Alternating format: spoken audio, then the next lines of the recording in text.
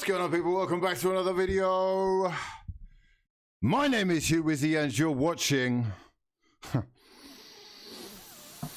Yes, indeed, my fraudulent friends, you are watching yet another video. It's late, it's night, it's fraudulence. Coming to you live all the way from Fraud Gang headquarters in London on this beautifully fraudulent evening where we have just witnessed one of the all-time classics. The Cup, they said it was dead. The rivalry, they said it was a thing of the past. We have indeed witnessed, my friends, one of the best games you're going to see all season tonight, with all the juicy drama that we need. Yes, indeed, my fraudulent friends, you join me on a sensational evening of football where we have so much to discuss. It has been a little minute since we have done a late night fraudulencia. My sons, my fraudulent friends, gang in the building. What better way to celebrate these glorious scenes of beautiful emotion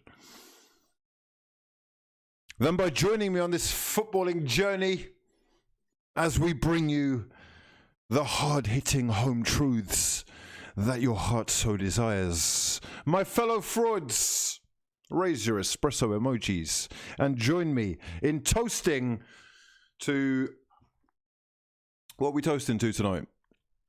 Turbulent times. Turbulent times. We're all going through them. And I hope you are looking after each other because we're all we've got, people. We are all we've got. I can see plenty of excited Fraud Gang members in the building. And even though these are difficult times where words may be slurred at early hours o'clock of the morn, tonight, my friends, I hope we can offer you that little bit of escapism as we bring you the latest breaking news for that ass. And of course, go through the weekend's footballing madness. It is, of course, your opportunity as well to discuss the biggest games with your favourite YouTuber's favourite football YouTuber. I see you! I see you! Do you not think I see you? You f***ing frauds. How are we all doing then? Let me know in the comment section below. Gang, where's all my certified Donnies? Real football dons. Real football fans. Who wants to have their say tonight? As I say, they said the FA Cup was finished, didn't they? But what a night! What a game!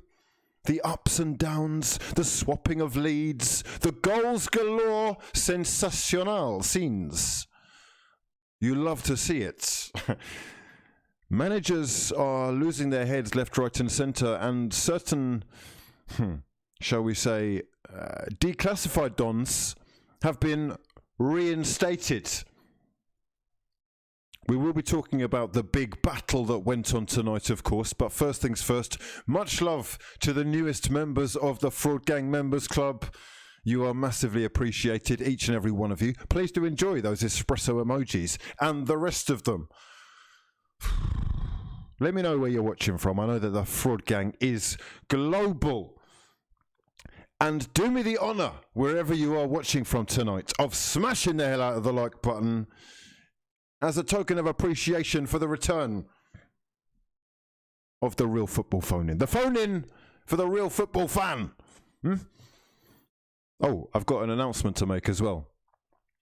Don't forget to do this as well. I will leave links in the description box below. If you want to win yourself a £50 Amazon gift card, all you have to do is follow the For the People podcast Instagram, the links to which will be in the description box below or in my Twitter bio. If you want to follow from me on Twitter, we will be getting to that as well. All you got to do is show your appreciation and retweet the damn tweet. For now, though, my fraudulent friends, let's get involved with the nation's favourite late night football phone-in. The phone-in for the true baller, the phone-in for the real football fan. Get yourselves in the Discord. I can see there's plenty of you in the queue already. Let's have that chin wag. Maybe you're that Liverpool fan and you're seeing it all crumble in front of your eyes. We are going to need to talk about what exactly is going on with Jurgen Klopp right now. We're going to have to talk about the cyclical process and how we may well have come to the end of it. we're going to have to talk with Manchester United fans. Maybe you're finding it difficult to stay calm these days. Things are getting quite exciting. 21 could well be on the horizon, and more silverware is certainly up for grabs. Maybe you're a Manchester City fan and you need to say your piece about how the rest of us have just been writing you off. How are you going to manage without Kevin De Bruyne for as long as he is going to be out? We need to know. Arsenal fans, you poor sods. You absolutely poor sods. You've made all that progress. You've trusted that process. And now it's recess, isn't it? What did you make of Mikel Arteta's changes? 7 or 8 of them. Has he disrespected the FA Cup? Yeah? Holders knocked out with less than a splattering of real effort. It didn't take much, did it? Has he actually killed the momentum? And will things be any different in the Premier League when the two sides meet again? Whatever club you support, wherever you're watching from, this is the People's Show, where your voice gets heard. Get in the Discord, join the queue, get involved, and we will go through all your comments and questions as we proceed to give you what you need. Make sure you subscribe to the channel as well, and drop the video a damn like if you breathe oxygen.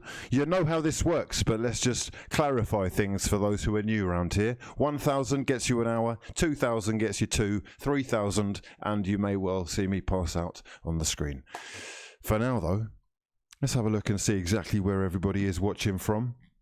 Who have we got in the building? We have got Athens in the building. Beautiful scenes.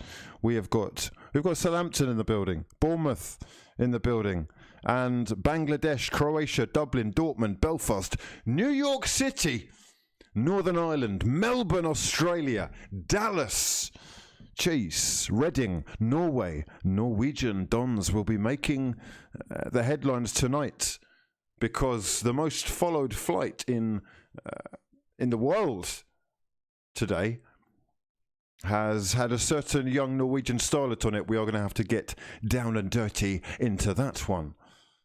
Before we do, though, we're going to kick this straight off.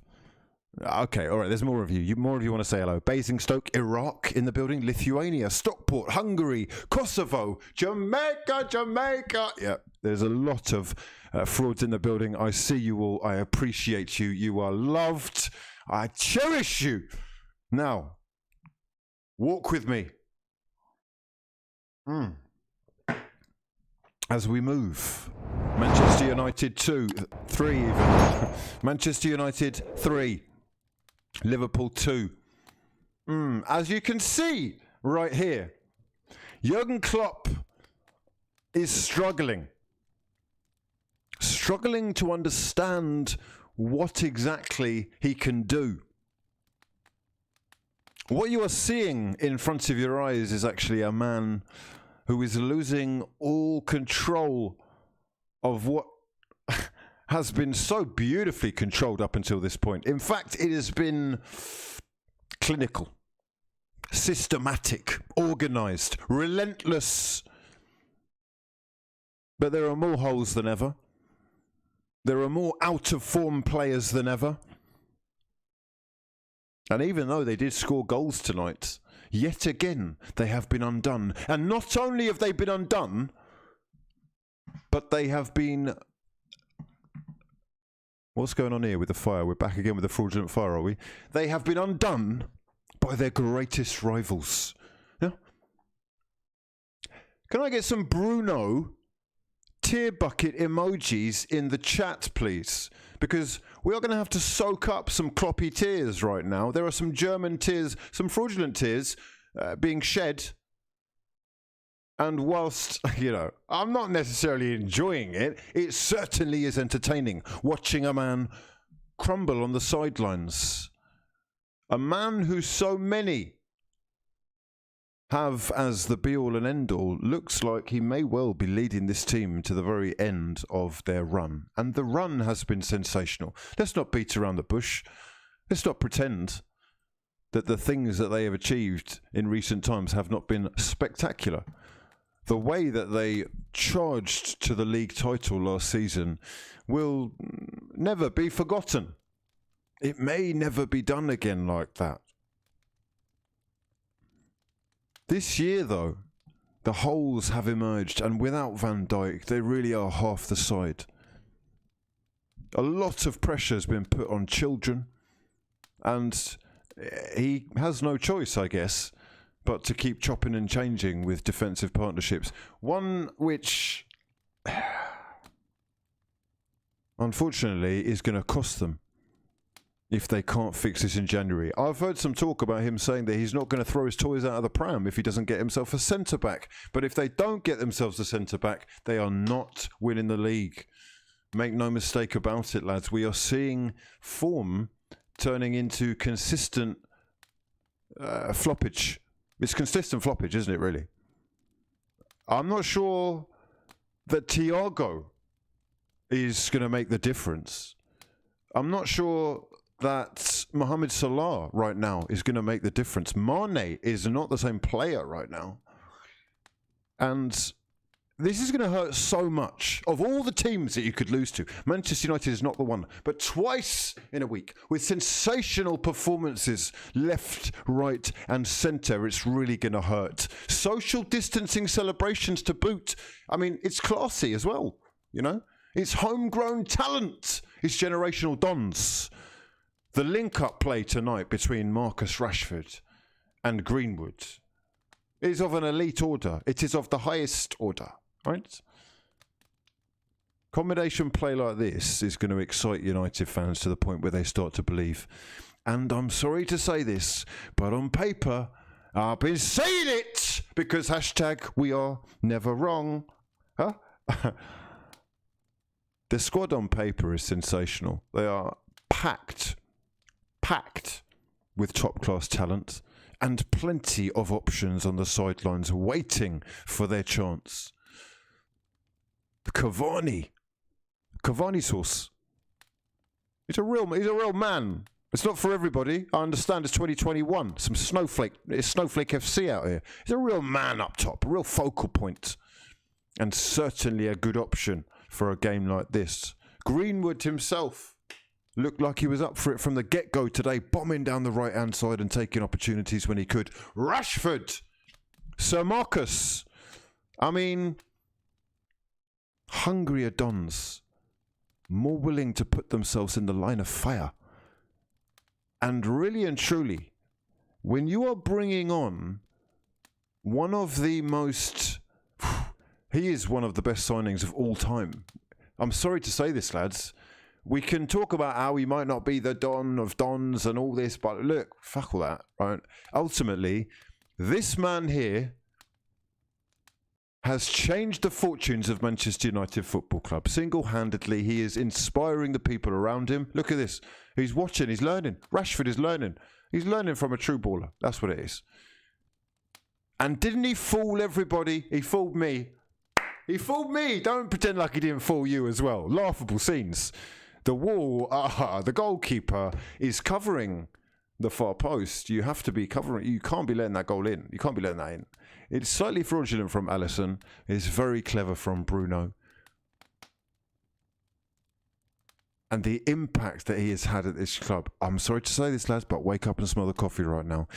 If United win the league, let's just discuss this. I'm going to put this to you. If United win the league, and it is very possible, don't do that, don't do that. Anything's possible right now, the way this league's been going. I'm not going to lie, I still have Manchester City as my favourites. I still have them as top dogs. But United are doing things, they're performing out, I mean, they're outperforming themselves even, and still it is looking like they could grow in confidence and be better. By being the champions twice in quick succession, they know, one, that one of their biggest rivals for the title is kind of dropping out of the race. They also know that they can, on their day, beat anybody. And for a long time now, we've mocked For a long time we've laughed, happily. Europa Dons is what I've put down my Manchester United friends in my WhatsApp groups as. They're the Europa Dons. Everybody's name has Europa Don next to it. But, you know, they're top of the league as well. And what I have never lost sight of is the fact that this club are the biggest club in the country. They have a ridiculous record in terms of the recent success, and because of the financial gain, they are one of the country's biggest exports, the Premier League's biggest export, and they will be backed the full way, which means ultimately you can see a few years of mishaps, but we will always return to them being there or thereabouts. Okay. For Liverpool, I mean, the kit is a joke for a start. I've got to say that much. It's a disgrace, that kit, isn't it? Really, it looks like some kind of, what is it? Is it representative of the colour of the water in by the port? I don't really know. Whatever it is, it's not the one. And well. I mean, we talk about free food for kids, or you know. Just the change that he has tried to promote in society. And there are occasions when he goes missing. There can be no denying that. But I don't even know how old he is. Let me just check how old he is. Because if he's under 20, if he's under 23, 24, he's an absolute don. I'm sorry. He's 23. Oh, for crying out loud. I'm sorry, lads. There will be people that are watching this stream that are, you know, older than 23, and you're still wanking into socks, right? This Don has got 51 goals for Manchester United. He's played 161 games. He's played 40 games for England. He is a model citizen who has won Europa League, FA Cup, Carling Cup, and he will win a lot more. He will win a lot more. And you know what made me think today? I was a little bit jealous today, and this is why I really do like, you know, don't clip me on this, but I like the youngsters playing. I like to see youngsters playing, right? Don't clip me on that, fucking up. Frauds. The kids is what I'm about. I don't really care for these overpaid frauds. I don't really want to know anymore. I don't want to know. Superstar Dons, they're overrated, you know. They turn up when they want, and to be honest, they have achieved all that they're going to achieve, because by signing the contract on the dotted line, they feel like they've made it, and they don't really push themselves. These Dons that are homegrown talent, that understand the weight of the badge that they carry on their chest, and the feeling that they can give fans by putting in 100% effort, even if it doesn't go all well, but the feeling and the backing that you know that you can create, the atmosphere that you can create by giving your all, they are priceless. And on the pitch today, combining to beautiful effect, you have Greenwood and Rashford. Just elite Dons who are they're priceless. Like, realistically, how much is a Rashford going to cost you right now? You're buying him from top of the league, Premier League, international, 161 games. He's scoring at a rate faster than Cristiano at his age and all that kind of madness, or whatever it is. His record is sensational. Greenwood, who's won the World Cup already with England, hasn't he? Under 17, I think. Hasn't he? Correct me if I'm wrong on that. I might be wrong on that. He's already played for England. He started in for United on a regular basis. This is costing you a lot of money. These are priceless Dons who turned up today like they knew that they were capable of getting the better of this Liverpool side. And I hate to say it, as much as I really respect this guy. I really do. He's got a lot of pressure on him. This will make or break him as well. Hopefully it makes him, because it's a big ask to replace the best defender in world football. And I don't think people even really took seriously how much of a difference Van Dijk has made. It's quite clear to see that they have been an impenetrable force. But just by taking him away, I myself, for one, am guilty. I truly thought that they had enough to keep this going. The difference, though, isn't at the back, mainly. For me, it really isn't. It is up top. Although, you know, we've seen holes picked to the back as well, haven't we? Robertson, I'm seeing you getting twisted up left, right and centre, bro. Who is the Don? Oh, it was Trent. Oh, Trent against Burnley. Who saw that? Someone send me the clip, please. Trent Alexander-Arnold got sent to the chip shop. Savoy and chips, please. He came back with the chips. I said, no, there's not enough salt and vinegar in it, mate. Fuck off back. Bring me my change as well. Embarrassing. Sund, you're meant to be the best right back in the world. Hold on.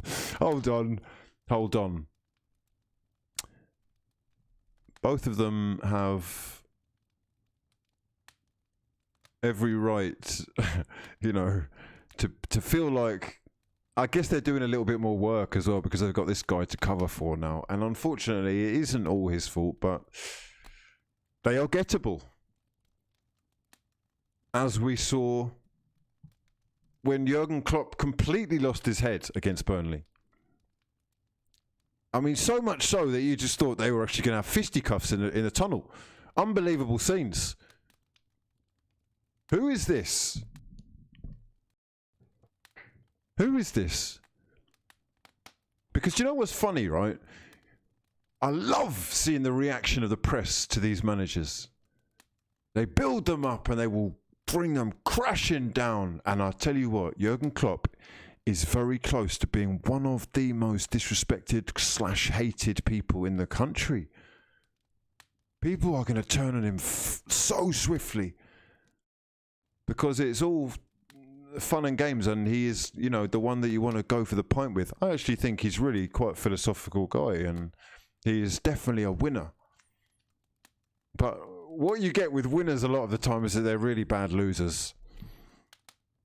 And I hate to say it, but Klopp, bro, you do not want it with Mr. Brexit. You do not want it with Phil Mitchell's cousin. You will get, listen, bro, you will get connered, yeah? That's what I'm calling it, connered, slapped, sleeping, snoring in the corner, yeah? Nonsense. Don't do that. Don't do that. Don't disrespect. Don't disrespect England's finest. Don't do that. Come on. He's working with a pittance. Trying to make it happen with... Look, he's got 11 7-foot dons running around. Yeah? playing wrestling. Doing WWE. Just let them live. Let them do what they got to do, you know? You took the long ball style of your game from him, you cheeky Oh, don't try it. Embarrassing. Anyhow, let me know your thoughts on Liverpool, who seem to be losing their grip on everything right now. It is falling apart very swiftly. Let me know your thoughts on that fight as well. If you saw the Conor McGregor fight, we can talk about anything you want to talk about tonight. It is your show, like I say. Let's just go through a few of the comments and questions before we get on to our next game / topic. Much love to everyone who has joined us in the stream. You're much appreciated, and huge appreciation to everyone who has dropped the video a damn like. I can see there's a few who don't breathe oxygen in the building. You're still family. Gang, don't worry about it. Joey, the Wellesian, in the building. He says, good afternoon, Don Wizzy. Good afternoon. It's 12:30 at night, you massive fraud. You must be in Australia or New Zealand, Joey. He says, you are better than Carlo Gambino. Who I don't know who that is, mate. Who's Carlo Gambino? Carlo Gambino was an Italian crime boss of the Gambino crime family. What the fuck? Why am I being compared to an Italian-American crime boss of the 50s? I'll take it, okay? Yeah? Well, the hard-hitting home truths, spraying out the facts, yeah? Ross Baker says Liverpool have been doping for years. The COVID tests have stopped it.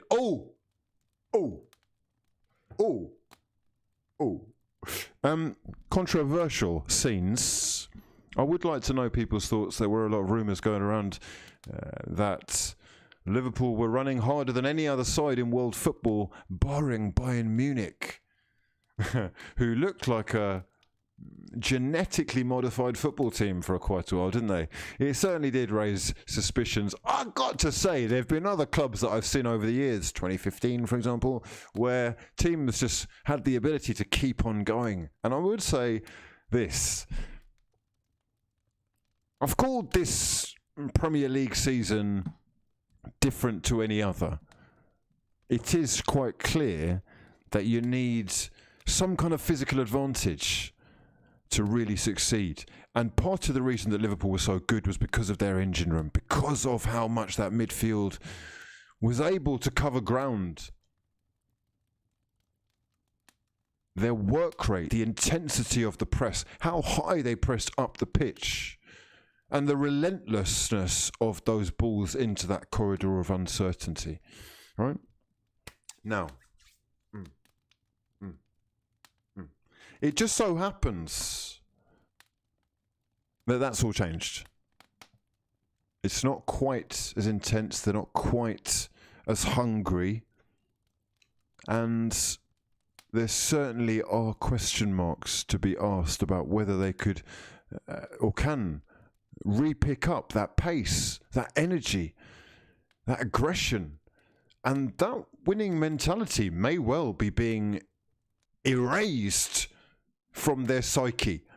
Liverpool fans, I'm going to need to know your thoughts. Get in the Discord. The late night phone-in will commence very shortly. My sons, my fraudulent friends, you have secured yourself another half an hour. Congratulations to the fraud gang. I see you. MC says Odegaard to lift us frauds to top 4 in Europa League. FH says happy for Greenwood. He's had so much stick, and being young and playing on the right wing when really he's a striker. We should want the best for the young talents. Yes, indeed. Listen, this is what I'm saying. He's mixed race excellence. He's English. He's homegrown talent. I'm a football fan above all, and you have to appreciate quality and also the opportunities given to youngsters that are being taken away from overpaid frauds. Yeah.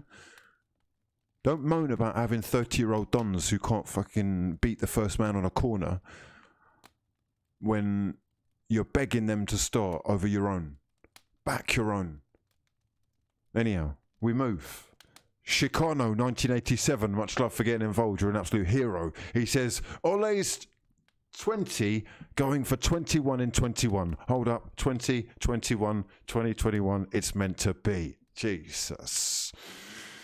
You could say it was written. It could well be in the stars. I don't know if I believe in things like that, but you make your own luck, and United are certainly doing that so far this season. Praise VE says, good morning from Australia land, Hugh. United are back. Yes, they are indeed.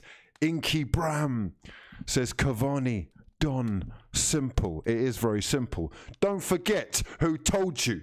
I saw a lot of frauds calling him out, saying he was finished, saying he was overpaid. Huh? You don't watch football then? Huh?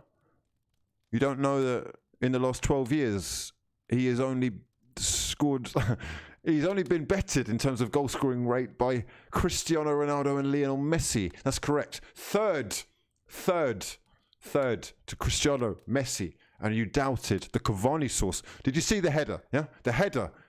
Oh, come on, stop it. This is what I'm talking about. Look, Bruno waits. It's Ozilesque, that cross. He waits. Not everyone is seeing it. Cavani times the run to perfection because he's a fucking serious don. He's a serious football don. The most elite movement you're going to see in a centre-forward in world football. The most elite movement that you are going to see in a centre-forward in world football. The timing of the run is superb. The way that he rises is like an NBA player going up for a super dunk. Yeah, super dunk. What's a super dunk? It's when you get the mega meal at Dunkin' Donuts. Yeah, and you got to dunk the full donut in. Yeah, he rises and like a man. Hold on, sorry, I got a bit excited. Like a man. Yeah. heads it down. What do they teach you? Just as long as you head it down, you're fine. The only reason that doesn't go in is the spin on the ball from the cross. It's beautifully met. Firm! Yeah? Firm! Okay. He's unlucky it didn't go in. I like him. I like him. I've liked him since Palermo. Yeah? So I don't want to hear about Dons that are new on this hype train. I don't want to hear from Dons who are getting back on the Paul Pogba hype train as well. You are disgusting. You're disgraceful. And I've got no time for you at all. Do you understand how embarrassing you are? You've embarrassed yourself on the most incredible level. Here is a man who is consistently winning Man of the Match awards. He is scoring winning goals. He is sending you to the top of the league week after week. Please put some respect on this fucking Don's name. Oh my word. We will move. We will move. Kevin De Bruyne is out. Will Manchester City be able to keep the pace without him? Adam Schuff says, I've sent the clip to you. Beautiful scenes. I will get to it very shortly. Much love. DBX says it could be worse for Liverpool. They could have Arteta. But we've got a funny man in the house. We've got a funny man in the build. Oh, who's this? Who is this? DBX, you massive fraud. Listen. Can you hear that? Yeah, it's nobody laughing at your joke. Yeah? Mihailo Milutinovic, I hope I said that right. He says, fans are so quick to turn on managers they used to tuck into bed. Ole, Frank, Jurgen. This bipolar attitude towards managers is really poisonous. Mate, everyone just wants the best for their club, and sometimes people panic. It's understandable, but I hear you. I hear you loud and clear. Aram Hekmat says, there's been a lot of fraudulent chat from you on Bruno recently. Time to put some respect on his name. I think we've just done that. I think we've just done that. It is quite possible that he will be Manchester United's best ever signing. If they win the league, he goes down instantly as a legend. And he gets goals. He makes things happen. And he's doing it today, at least, against a big side. We will be talking about Everton today, so Hugo Sepulveda, please calm yourself down. You beat Sheffield Wednesday, yeah? Sheffield Wednesday, okay? Please understand the levels, okay? We're talking about the biggest club in the country here who've just beaten the other biggest club in the country who are currently Premier League champions, okay? All right, let's just calm yourself down.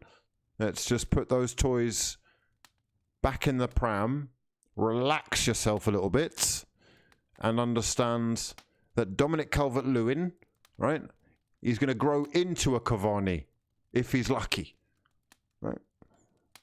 We concentrate on the forefathers before we get to the sons, okay? Oh, dear, oh, dear. Aram Hekmat says... Aram Hekmat says, Hugh, you're never wrong. I agree. I can't believe you agree. Fantastic. Mackenzie Edwards says, Hugh, you fraud. Khabib has a penthouse in McGregor's head. Never the same since. Can't believe he got slept in the second. Your thoughts on the fight? Okay. The first thing is, Khabib definitely does live inside Conor's head, but it's very difficult to see a return for Khabib because of the promise that he has made to his madre.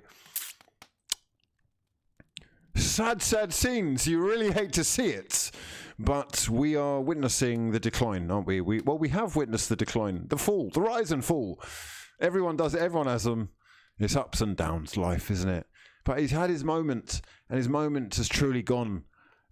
Really and truly. He will always be Khabib's inferior. He was never on Khabib's level. People were totally deluded themselves into thinking that what he was really skilled at, which is the press conferences, the entertainment, the showmanship, was actually anywhere close to the level that even he was at his very best. Because at his best, I think he was one of the best. However, much like life in general, the game moves on. And I find it so interesting looking at the body language pre-game, pre-fight, pre-match, just to see exactly where your head's at. And Conor McGregor was beaten before this fight had started. And the reason that he was beaten was in his eyes. It's in the eyes, my son. It's in the eyes. To me, he looks humble. He looks almost sorry for his previous behaviour. He looks calm, composed, friendly, shaking hands. None of this is really helping you in a war. In a war, you need to be pumped full of adrenaline. You need to be charged up. Yeah, you need to be ready to die and willing to risk it all. And even though he made a good start, I thought he won the first round. Even though he caught him with a few clean shots, ultimately he was trying to do boxing fights. This wasn't the one. He didn't even check any of the leg kicks, so his leg must have been mangled at the end, to be quite honest. He got slapped, embarrassingly so, by the bigger boy who will be over the moon that he's got that job done. Despite that, when you think about it, how could he really motivate himself when he's got over 100 million sitting waiting for him at home and he sleeps on silk Gucci sheets? When this man here, who incidentally earned 5 times less than McGregor on the night, is still looking to do it all. He's looking to do it all. Yeah. Beautiful scenes. You love to see it. What is unfortunate, though, is that that wasn't a title fight. I think he's been cheated out of a title there, if I'm quite honest with you. We will go back for more. Oh, no. Get off my screen! Get off my screen. What the Jesus. Oh, crying out loud. Let me talk! Jeez. Okay. Zach Holmes says, is Bruno good enough to start for Arsenal? Zach, another comedian. It's good to see that we've got so many comedians on the show tonight. Joey the Wellesian says, never mind, I meant John Gotti. Incredible. John Gotti. Who is convicted of 5 murders, conspiracy to commit murder, racketeering, obstruction of justice, tax evasion, illegal gambling, extortion, and loan sharking. He was sentenced to life in prison without parole. What the fuck have I got in common with him? Jeez. Now, Bart Coleman says, these are Cantona levels that Bruno Fernandes is bringing to Manchester United. Where is he? There he is. There he is, the little fraud. Let's hope that the arse can move up the table. Love the content, you fraud. Absolute hero for getting involved. Mihailo Milutinovic is the newest member of the Fraud Gang Members Club, and you are... I'm so happy, believe me. I'm so happy. Happy New Year. Massively appreciated. William on, TV off. We are going to switch the conversation because unfortunately, we've got some Arsenal news to cover. Where are all my Arsenal Donnies at? Raise your espresso emojis. Get those FA Cup. Actually, get the Community Shield trophies up because we're no longer FA Cup holders. We're not. I mean, we're not holders. Yeah, lads. It's time for some hard-hitting home truths. Because unfortunately, what I witnessed in the FA Cup yesterday, hasn't he got a thick thigh? I've just noticed that. Look at that. His thigh almost looks... Your leg is not big enough. Oh my god, he's fucking tiny. This is Smurfism. Hold on. Bro, you're not even doing anything with your hair. This is what I'm saying. You are... No, look at this. You see the Don behind him? Real Donny. Yeah, real football Donny. Midfield maestro. One of the best midfielders in the Premier League, make no mistake about it. English De Bruyne level type kid who can take free kicks from any angle. through balls, sees between the lines, crossing ability, takes set pieces that actually beat the first man. He is, in fact, all of the things that Willian isn't. So much so that when you look at his hair, look at it. Incredible, isn't it? Incredible. It's actually comb over neat, tidy, crisp, clean look. I'm looking at this Don here. He looks like he's just fucking woken up and got out of bed. Have you even had a shower? Huh? The football that you are displaying, the football that you are giving this fan base is a shower of shit. That's what it is. Excuse my French. It's a shower of shocking shit. That's what it is. Listen to this. Listen to this statistical evidence that we are going to bring you. Oh, you're not going to believe this. You're not going to believe this. I'm sorry to say this, but unfortunately, Willian is finished at the highest level. Okay? He's finished at the highest level. Statistically, he is actually a serious problem. He has made 20 appearances in all competitions for Arsenal Football Club this season. I repeat, 20. So we've given him 20 goes. Okay? Please bear that in mind. What I want you to do with me is I want you to count with me to 20. I know it's going to take a little minute, but we're going to do it together. All right? 1, 2, 3, 4, 5, 6, 7, 8, 9, 10. That's a few already. 10, 11. 12, 13, 14, 15, 16, 17, 18, 19, 20. It could take you a long time. 20 times. Yeah, 20 times. 20 goes, 20 rolls of the dice. How many shots do you think this how many shots has this excuse for a footballer managed to get on target? Please, I will give my follow to the first person who tweets me. 20 games. How many shots has he had on target in those 20 games? And yes, he should be having fucking shots on target because he's a forward. He plays in the final third. Yes, the final third of the pitch. How many shots has he had on target in 20 games?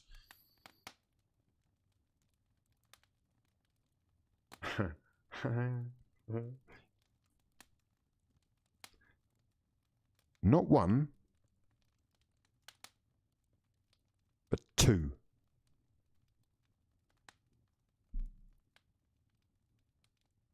So what you're trying to tell me, right? You know, I am losing my mind when I look at this fucking guy. I actually do not understand. You know, I would have killed someone to be a footballer. I would have chopped off hand. I'll lose a hand. I'll just take my hand. I don't need it, do I? It's not fucking hand. We're not playing rugby anymore. Yes. Take it. Well, yeah, it's great. Have it. You can have both. This Don is earning an incredible amount of money. This isn't like a kid who just, you know, oh, we'll just be patient with him. Just be patient. We just trust the process. And I was like, don't worry. This guy's costing us a fucking arm and a leg, lads. Please have a look at this. Arsenal's top earners. We'll switch over here for your viewing pleasure. Please have a look at this.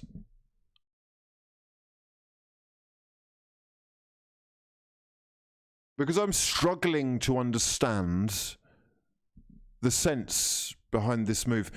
£220,000 a week. £220,000 a week. Now, I believe we are on match week 20? 20 games. 20 weeks. 20 times 220,000 for 2 shots on target and 0 corners that beat the first man. Now, please understand that it's not all his fault. And it is for that reason that we will switch our attention today to Mikel Arteta. Okay? Because here we have a man who is already under pressure, has really turned the corner by doing some basic common sense things like dropping the fucking frauds, yeah? by giving chances to the guys who were actually in form. What's he done with this cup? Has he actually wanted to get Arsenal ejected? Was that the plan? What is it that you're seeing in Willian that is allowing him to get more minutes as an Arsenal footballer? Or is it just the fact that we are paying through the fucking nose already and we can't afford not to? Have you bullied yourself into a position where we have to play Willian? Huh? No. This is potentially moving into an embarrassing situation, lads, that bears all the hallmarks of the saga that we have only just escaped from. And please, please bear with me while we spare a moment to talk of Mesut Ozil,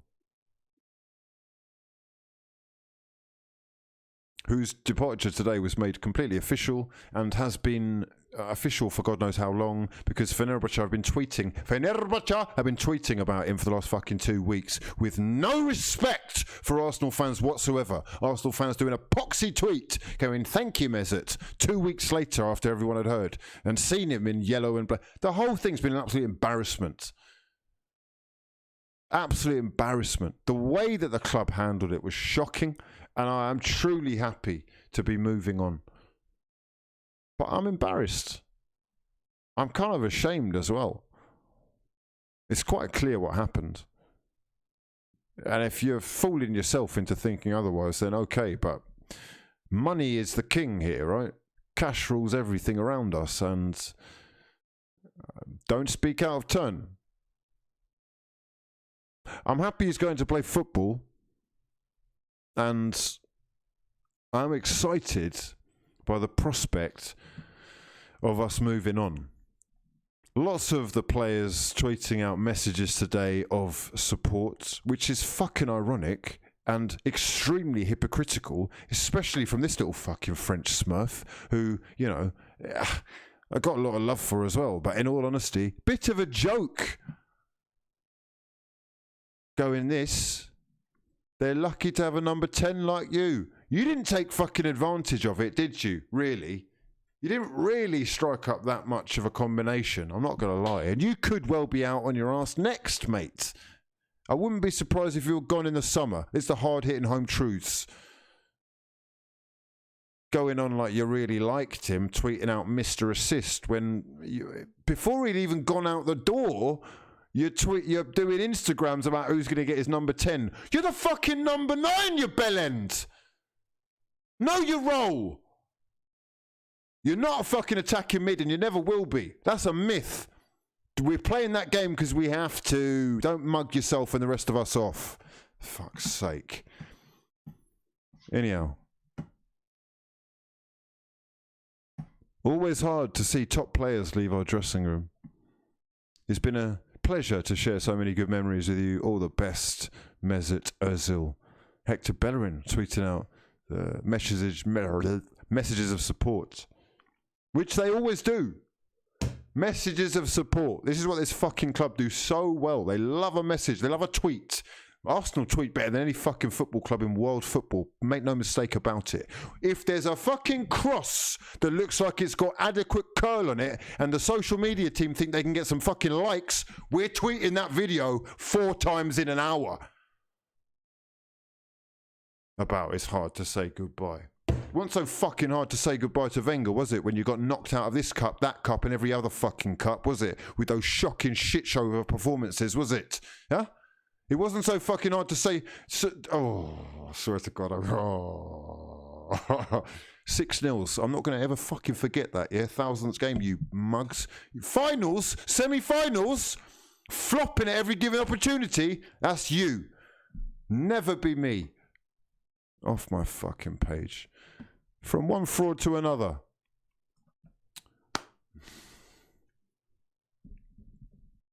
And we will, of course, be talking with the Arsenal fans on Late Night Fraudulence, the biggest phone-in. The nation's favourite football phone-in. It does get a little bit stressful sometimes, I'm not going to lie.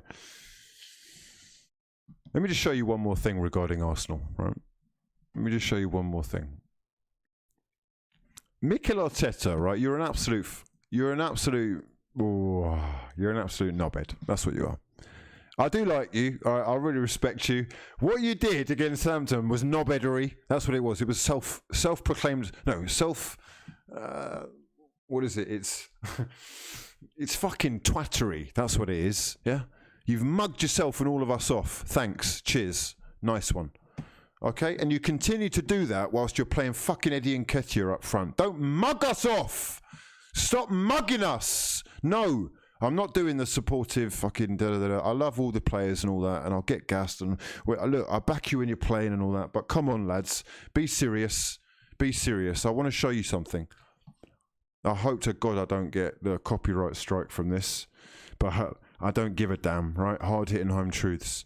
I need to share those hard-hitting home truths with you because this is unacceptable. Look at this. Watch this. Watch this. Don't listen, Arsenal, you fucking frauds. You can block me. Do what you want. I don't give a damn.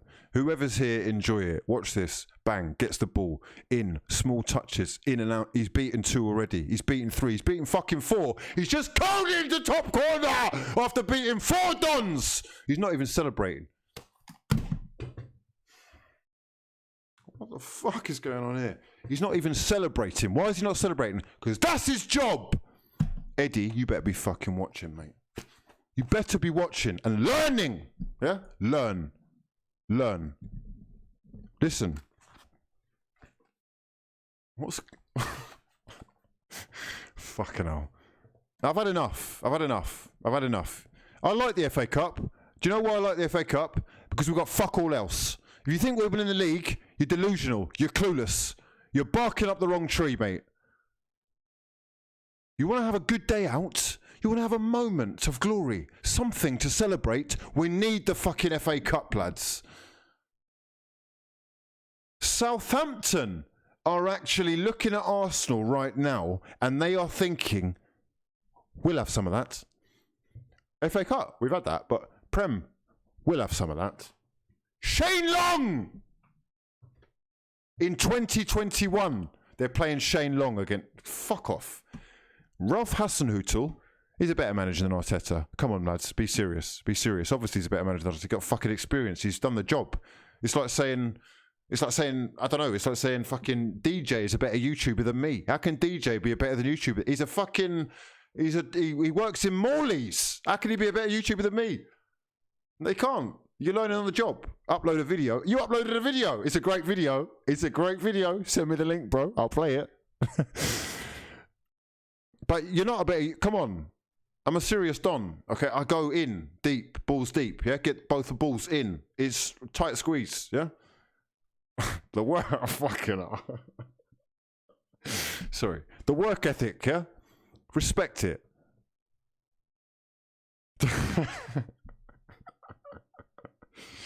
When you watch Southampton play, okay, you will see a side who press high up the pitch, who are looking to make it difficult for your first touch. And if you mess that first touch up, or if you hesitate, or if you don't have an option on, you're in trouble. Southampton, lads. Sorry. Where is my club gone? I don't want to see 2, 3, 4, even fucking 5 game stretches. If you wear this shirt, yeah? If you fucking pull that shirt on, I swear to God, you better fucking die on that pitch. You would better shed some blood on that pitch, mate. I want to see tears of blood dripping down from your fucking skull. Yeah? Show me that you care. Show me that you give a shit. Because I swear to God, as soon as I can get in that ground, oh, it's on. Oh, there's going to be no 90 mores, no fucking live streams, mate. Sorry, mate. I'm going to a fucking game, and you are going to hear my voice. Oh, it's going to be sensational. Don't fucking no loose touches. No loose touches. Oh, I don't want to hear loose touches. If I see a loose touch or a tweet, yeah? If I see it, oh. That's why when I watched United tonight and I saw Bruno Fernandes going in, creating things, talking to dons, youngsters like Rashford looking at Cavani and Pogba for answers when even they are willing to roll their sleeves up. He might be wearing the long sleeve, like, what is this nonsense? He's got the sleeves rolled up, yeah? Ready for business. You're not telling me these are the only dons that can do it. Fix up, look sharp, get to fucking business.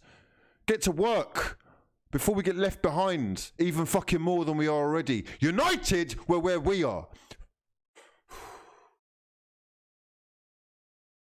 I'm sorry for losing my call, but you know how it is. Chelsea fans, talk to me. You beat Luton today. Luton Town, big Luton Town. When I was younger, Luton Town were in the First Division, which was the Premier League of its day. And they had players like, I can't even remember, John Lukic or John Hartson. I'm not going to lie, I can't remember too many others because they were shit, basically. They were the worst team out. And this isn't anything to fucking write home about. In fact, we're looking at Brendan Rodgers shaking his hand here. And I'll tell you what, mates, you're looking at a football coach, a football don, and a footballer. It's a little bit like a chef or a baker and a guy who eats cakes. Because Frank loves feasting on donuts. He needs new donuts. He's actually calling for more donuts. Can you believe it? He needs more donuts. You've had enough donuts! Yeah? How much fucking food do you need? Embarrassment of wealth. The riches. And, well. Unfortunately, there is a search party out. Oh, goodness gracious me.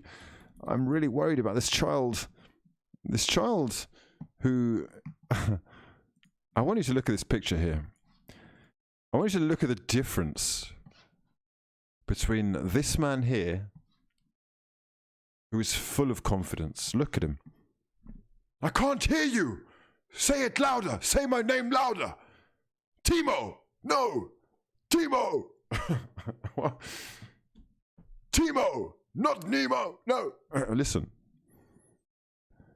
He's forgotten how to play football, lads, and it's very sad to see some of the touches that I am seeing from this guy. To be fair, right, he had a relatively, for his level so far at Chelsea, for what we've seen, he had a good game today, quite a good game, and he's quite unlucky.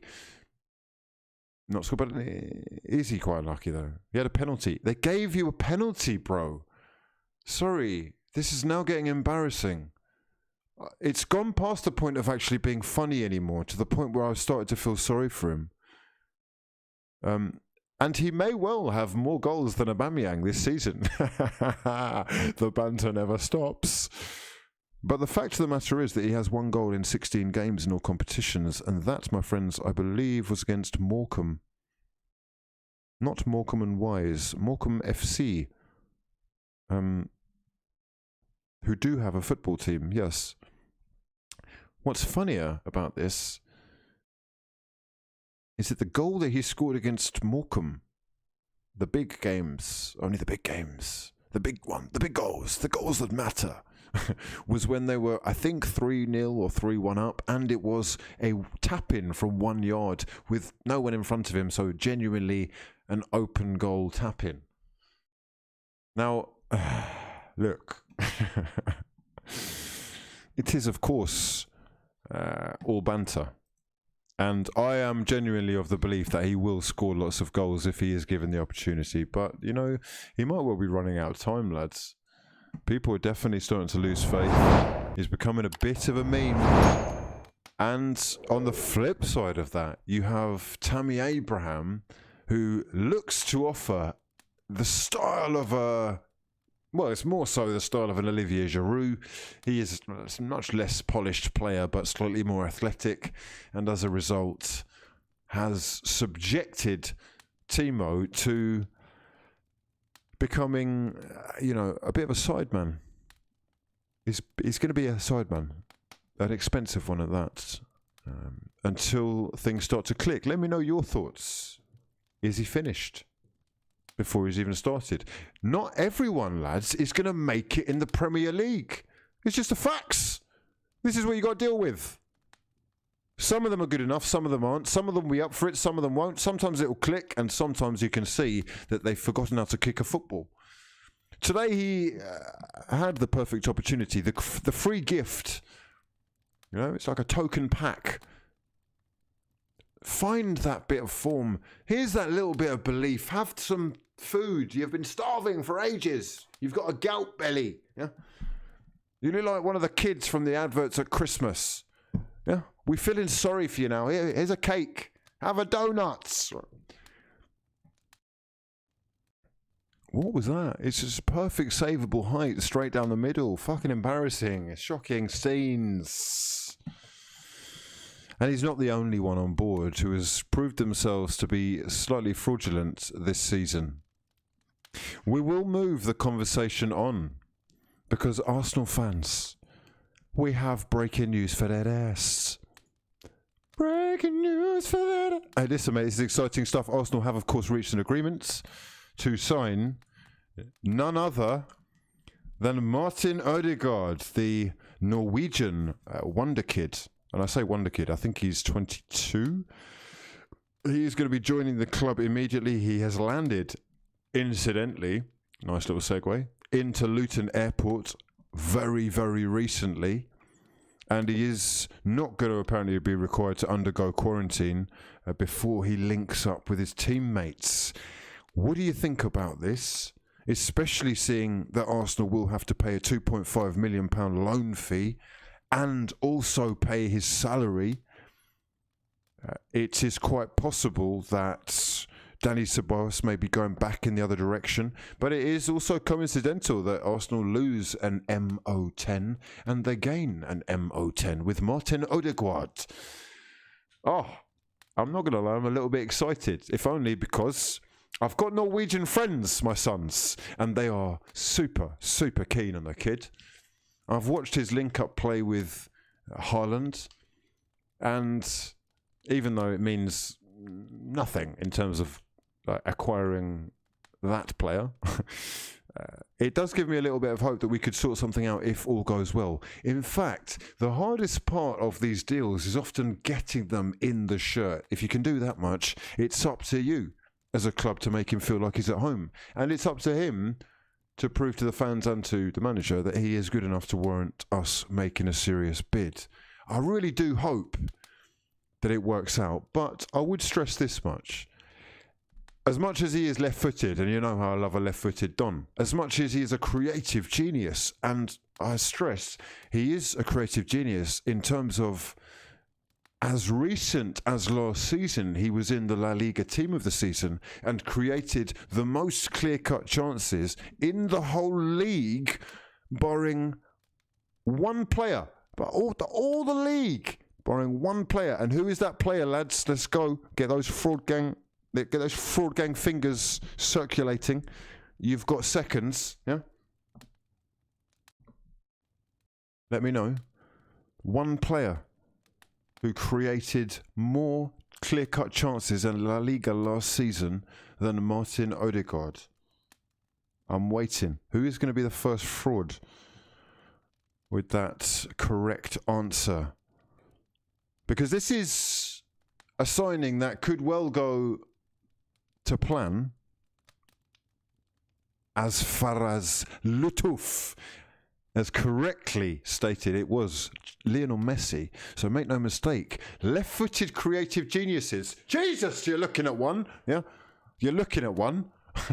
But also, Messi, yeah, Messi up here, then Odegaard next. It's probably slightly lower down here, but realistically, the rest of the league are like off the page. That fills me with hope. But we have to counter that with the hard-hitting home truths, which are that he has a slightly dodgy injury record. And he is quite, do I say frail looking? He's just quite slight in terms of his stature. His physique is not of the firm form, yeah? He's a little don. He's one of those creative little dons, yeah? The little halfpenny dons. Turn on a halfpenny, balance 89, agility 94. Yeah, that's great, except it doesn't always work in the Premier League for dons like that. Sometimes they can be bullied, sometimes they can be broken, and sometimes, as we saw with Denis Suarez, they barely get the minutes to play because they're in and out of injury and they can't get it happening soon enough. The jury is out for now over whether he will be able to make it physically, but I'm excited about the prospect of bringing a creative player in and someone who can at least give Smith Rowe competition, even push him onto the bench. We shall see. As I say, so good for Sociedad last season that it is kind of surprising that he hasn't been given more of an opportunity, but we will take it. Here is Fabrizio Romano with his latest tweet on the matter, saying that the Odegaard to Arsenal details below, a simple loan until June 2021, no buy option, Real Madrid and Arsenal FC will discuss at the end of the season. Medicals already scheduled. Sociedad and Ajax turned down by Martin. And that fills me with promise that we've got a player who is hungry enough to want to come and make it in the Premier League. Martin Odegaard to Arsenal Football Club. Here we go. Salary paid by Arsenal, £2.5 million loan fee as per the Times. So Fabrizio Romano is getting his information from the Times. Good to know. Sources of all sorts. I mean, Henry Winter works at the Times. What can we say? Look at this. Look at this. The La Liga team of the season. There's our boy. Oh, get in that ass, boy. Lube up, yeah? We're going in. I can't wait. Exciting scenes. Exciting scenes. You love to see it. Well, well, well, my fraudulent friends, it is indeed time to get involved in the nation's favourite late night football phone-in. Now is your opportunity to come and have your say. I'm going to be opening the phone lines right about now. Please do join me. And in sharing those opinions, in letting me know exactly what you think about your club's fortunes. Where are we going first? Oh, who's up first? We've got a big queue tonight. We've got a big queue tonight. Okay. The Dons are ready. The gang is in the building. I'm going to move our first caller into into the next up section. You have been selected. Okay. We're going to get through as many as we can tonight. So I'm going to give you, let's say, 5-10 minutes, but don't waste our time. Don't leave us waiting. Okay. Otherwise, you will be put on the fraud watch list. Make sure you are subscribed to the channel if you're new, and drop the video a damn like if you breathe oxygen. Don't forget, if you want to win yourself a £50, not dollar, £50 Amazon gift card, all you got to do is head over to FTP Pod on Instagram. Give us a follow over there. We are giving away £50 Amazon gift card every Sunday. We've announced the first one in the last video. Go and check it out. It might be you. Okay. For now, though, let's move over quickly to the super chats because we have got some frauds who need to say their piece. We have got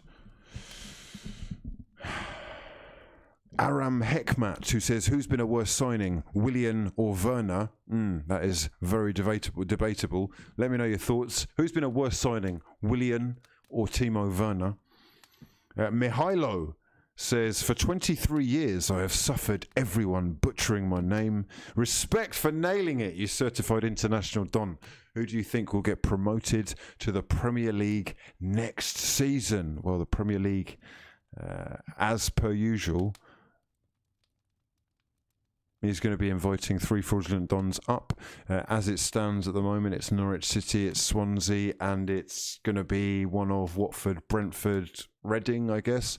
I'd like Brentford to be coming up. If only because I love the Moneyball system, and I can see Norwich doing it. They look like they play the best football, basically. Ian Lewis says, and much love for getting involved again, my son. Ian Lewis says, Willian is starring in the new James Bond flick as 001 Super Double Agent. I mean, it is quite ridiculous what he's doing. And Zlatan Made God says, Cavani is unreal. He doesn't need to score to have impact. His movement creates space for the wingers. And even at 33, his work rate is top class. It is indeed. Eric Shun says, Willian has had a shot every 10 games. A shot on target every 10 games. He's an elite Don. Willian, much like you, Eric Shun, is looking like a massive fraud. Mason Mitchell says, great energy tonight. Much love to your mother, my fraudulent friend, for getting involved. Stephen Webster says, Theo is better than Willian, mate. How did that happen?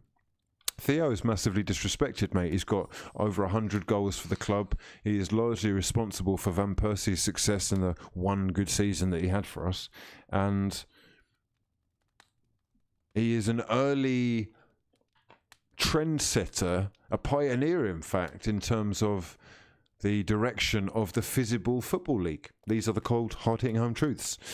He's also happy playing for his hometown club, so I would imagine that all plays a part.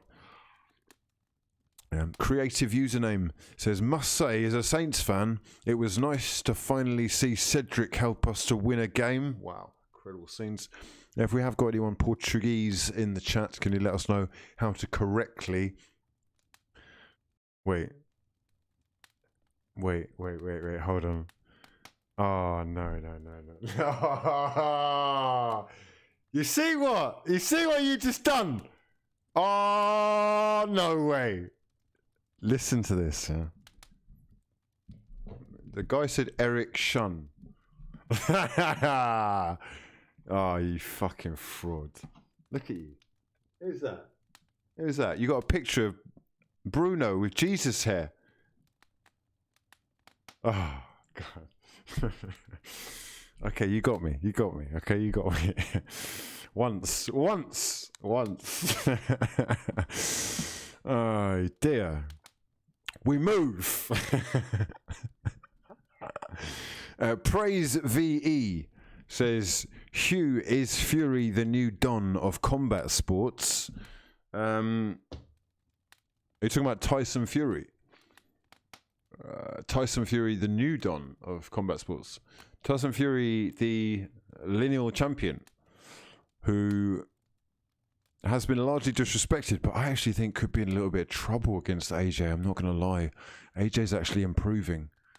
People are sleeping on AJ's improvements, and they do have previous history. If you know your boxing, you know that they've sparred before, and Tyson was very impressed with Anthony Joshua when he first met him. He caught him with a good uppercut, and he will be wary. However, obviously, footwork, elite, hand speed, elite, boxing IQ is the best of the best, and he will be unbelievable. It will be unbelievable, but I've just got a sneaky feeling that AJ will surprise people. If only because I always like to look at the underdog with a little bit more appreciation, because they do so often get written off or just not even considered. And I think I've seen him improving steadily over the last few fights. Even though the competition may be not of the highest order, he's put away a couple of decent dons, and it's going to be one for the ages. It'll be a cracking fight. I need to see that. I would say this much. The most impressive boxing performance that I've seen in the last God knows how long is still Tyson Fury. His, like I said before, his IQ and his understanding of how to win boxing, or just how to keep someone at bay, is it's unrivaled, really, which is amazing given his size. Okay, who is next on that list? Michael Shekels says, what am I missing about Damari Gray? who they've just let go for £1.8 million, I believe, or at least that's what is being talked about. From the last that I heard, it was Crystal Palace and maybe even Bayer Leverkusen who were interested. I'm not sure about exactly what's happening with the kid.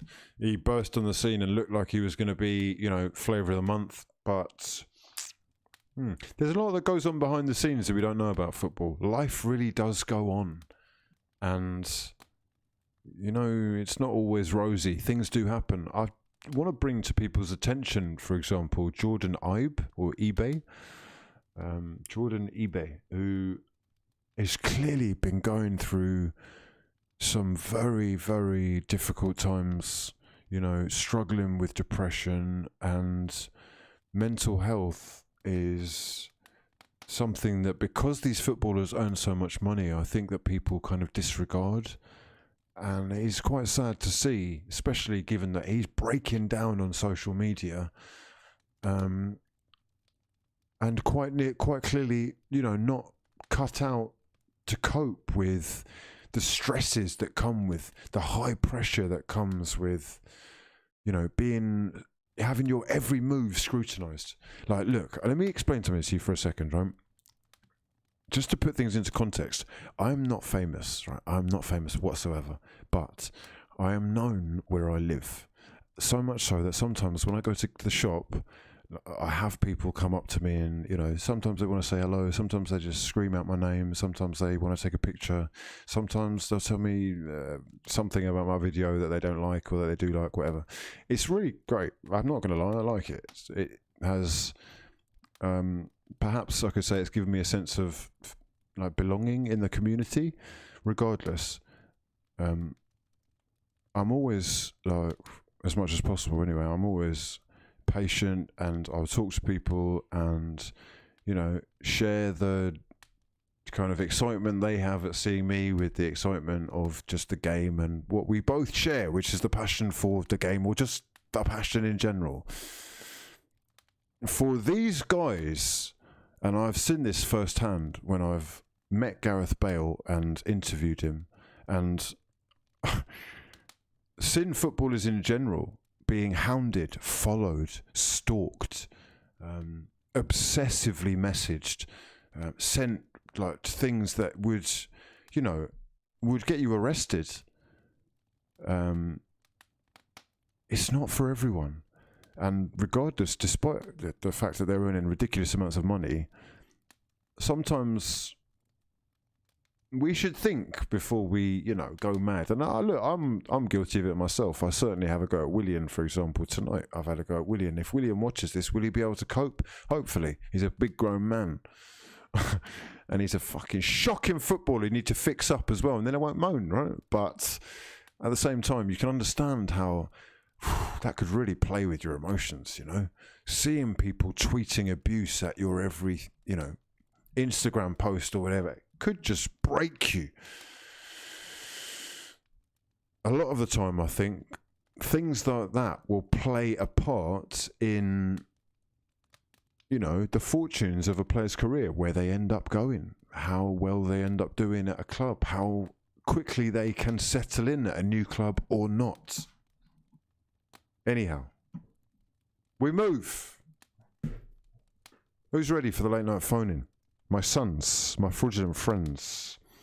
As Vice says, money isn't everything. Indeed. You know, money sometimes is massively overrated. I would much rather, for example, be around friends and people that, you know, will have your best interests at heart and aren't going to stab you in the back at every available opportunity, instead of having, you know, money which will make you comfortable. I would rather sleep at night. I would rather spend time with those who care than those who clearly just care about themselves. Maybe there is something to be said for more support for footballers,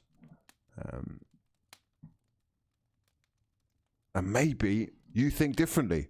We're about to find out. Jurgen's mistress is our first caller on tonight's show. Jurgen's mistress, I'm going to presume, is a Liverpool fan who will be going through the motions tonight, having lost again to Manchester United. Let me know your thoughts and where you're watching from tonight, my friend.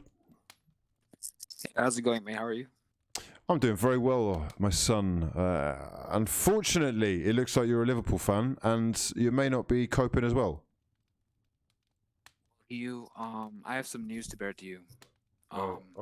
You've got breaking news for that ass. No. Well, yeah, I guess.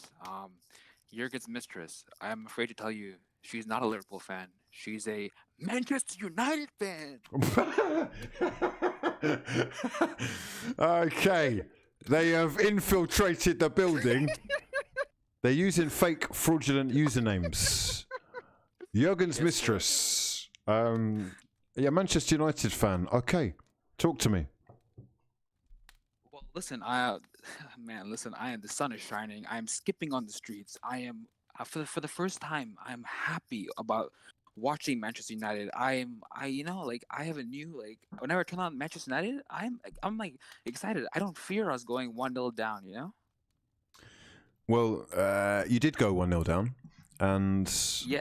Mohamed Salah scored a beautiful little dink over the keeper. Were you worried at that point, or are you truly saying that you're over all fear now, and you believe that United can conquer all? Well, I'm not delusional, but I will say this: if this was under Louis van Gaal or Mourinho, when we went 1-0 down under those teams, I knew for a fact we would rarely come back. Now with Oli, you've seen over this past season, we come 1-0 down. How many times we've gone on to win the game? I remember Sky Sports posted statistics of the amount of times United won the game from behind. It's 21 times. The second team below United is 10 times with Liverpool, and that just shows the impact Ollie's having on the mentality of these players. I think that just goes under the radar, and I think pundits, fans are not giving Ollie enough credit on just the impact he has on man management and just the mentality shift on these players.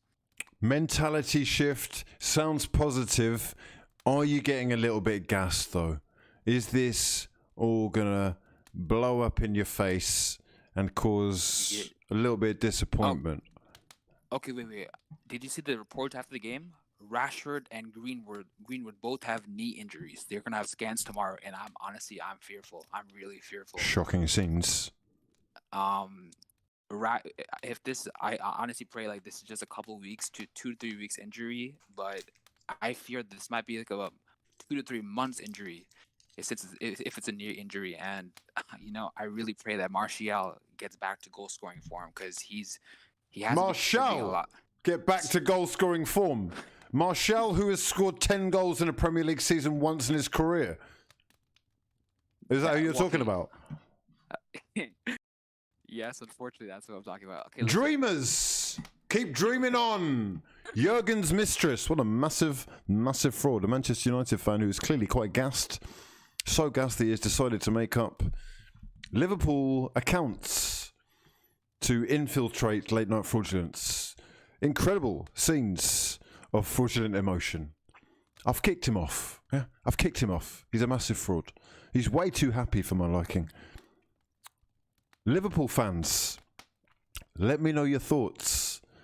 You're sounding a little bit quiet tonight. Don't worry, it's not over yet. However, next up on that list, we are going to have, I believe, a Manchester City fan. I think it is going to be Cancelo season. We will be talking about the fact that Kevin De Bruyne has picked up that injury, but Manchester City still surely in people's eyes amongst the favourites. Cancelo season. Yes, Hugh. You are live and exclusive on Late Night Fraudulence. Much love to your mother. How are you doing? I'm good. What about you, man? How's life? I'm good. You sound a little bit disappointed that Manchester United are doing so well, bro. No, I'm not. They can have fun, but we'll put the medals on the table in May. In May, we'll put those medals on the table.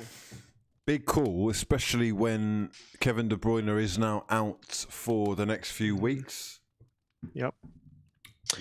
I mean, it's gonna be tough, but we've won the league without him 2 seasons ago, and we can go on a good run of form, especially with our enforced defense now. Bernardo Silva had the best season of his life while De Bruyne was injured because they play in that kind of pocket, if you know what I mean. And hopefully he can step up, and we have a good run of games, these 3 games, until we play Liverpool on the 6th away. February is a big month here. We play Liverpool, Spurs, United, Arsenal, and we have Mönchengladbach in the Champions League. If we can get past this month with, let's say, 3 wins, I think it's our titles. It's our title to lose. Okay, let's look at these fixtures. We have got West Bromwich Albion, Sheffield United, and Burnley are the next 3. So as you say, those 3 are, I mean, they have to be Winnable. won. Yep. Liverpool, Tottenham, and Arsenal, followed by Champions League against Mönchengladbach, followed by West Ham and then Manchester United. That is an unbelievably difficult month or so. Yep. And I think you're right. If they come out of that looking good, you've got to say that they're favourites. I still think they're favourites right now. And in terms of what we can expect to see, if things continue in the way that they have been going, City are going to be there. There is no denying that. Will they make a move in the transfer market?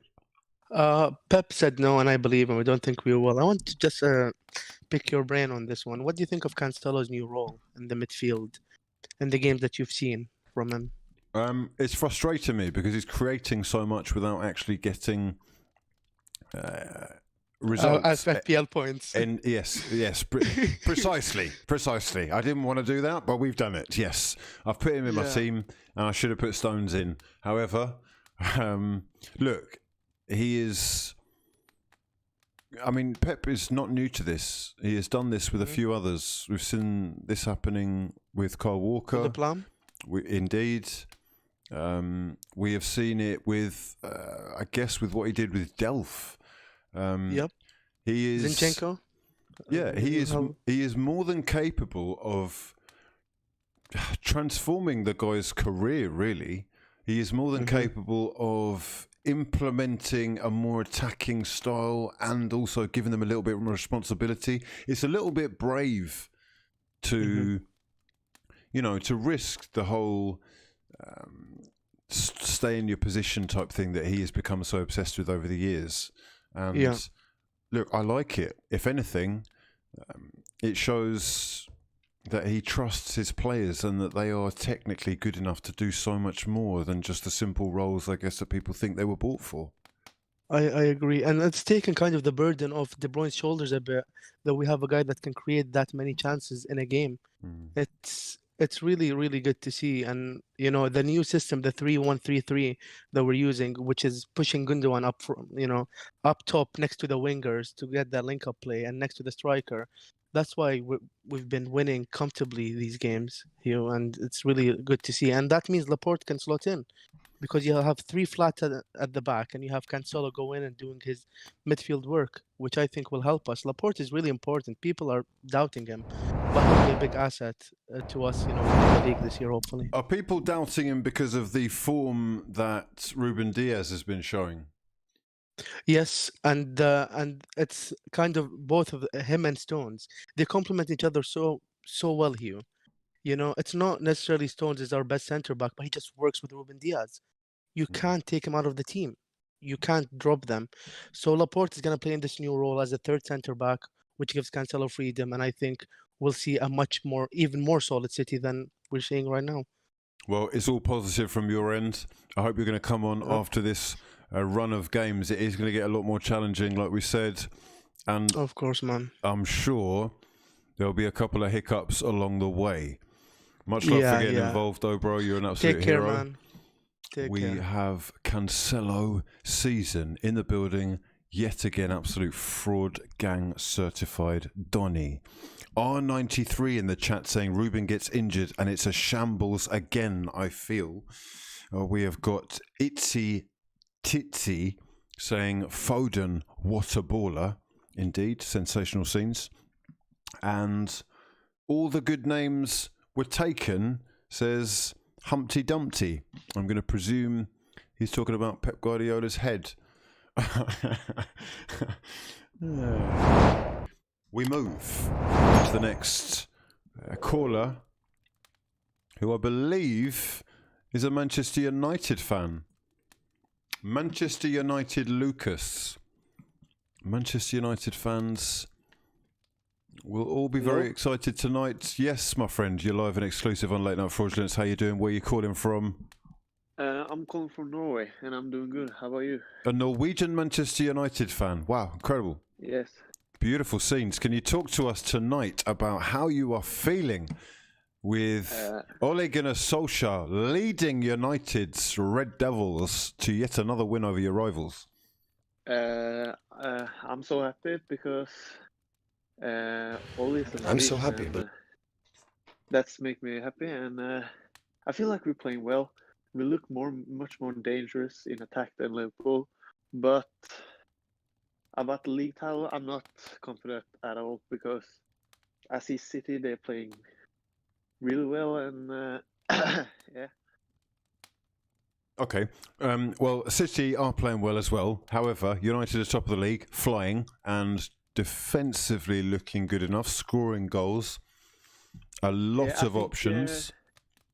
Bailly has made Maguire look much better, but I'm not sure. But because Lindelof and Maguire ain't a really good pairing, but yeah, I think if Bailly can play the whole season without injury, I think we can win the title. And the thing that makes me confident is Rashford, Greenwood, Martial, and Cavani, yeah, a little bit.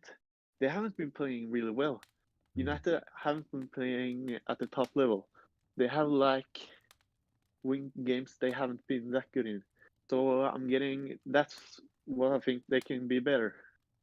I think you're right. I think there is still room for improvement. However, they've been getting results.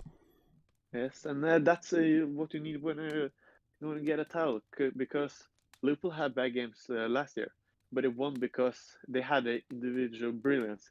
Like Salah can shoot and get a deflected goal. That's a winning mentality you have to have when you're going to win a title. Okay, can you, whilst you're here, and we've got you on the line, can you talk to us about a certain Norwegian Madridista, Martin Odegaard? Can you give us any insight? Do you think he's any good? Is this something that Arsenal fans should be excited about? Arsenal fans should be excited because when he played at Real Sociedad, he was really good. He always made chances. He's like, if I'm gonna, on his day, he's like Grealish because when he have the ball, so many goals around him, and he creates room, space for all the players and make chances. But one thing I'm not sure if he will make it in Premier League because he's not that physically good, and he's a hit or miss signing because he can be world class on his day, and if he get a right club, but everything has to be right for him because I've seen him in Norway. When playing for Norway, he's been really good when he was playing off the right in a 4-4-2. He was creating a lot of chances, but when he was playing in a 3 in the middle, he wasn't that good. So I think he can be really good for you, but I'm not that sure if he will. But if I'm a guess, I think he will be a really good signing, and he is one of the biggest talents in the world. I think he has a really big potential. He haven't because he wasted when he was 15 years old. I remember I saw him when he was 15 years old in Strømsgodset. He was really good. He was like amazing talent. And then he went to Real Madrid. He wasted like 2 years because he was nowhere near getting first team football, and he was playing on a lower level because Real Madrid's he didn't train with a first team. So he was like, that was a bad move. He should went to Ajax at the first move. But he's a really good player, and he will give you another option in attacking. And Arsenal is a club I actually have a lot of respect for. I watch all the games, and I have friends that's Arsenal fans, so I don't have anything against them. And I think they have something going on where I think Smith Rowe, Saka, and Odegaard could be a really good trio. And when you have Aubameyang up there, who starts 2 goals the last match, I think Arsenal is looking good.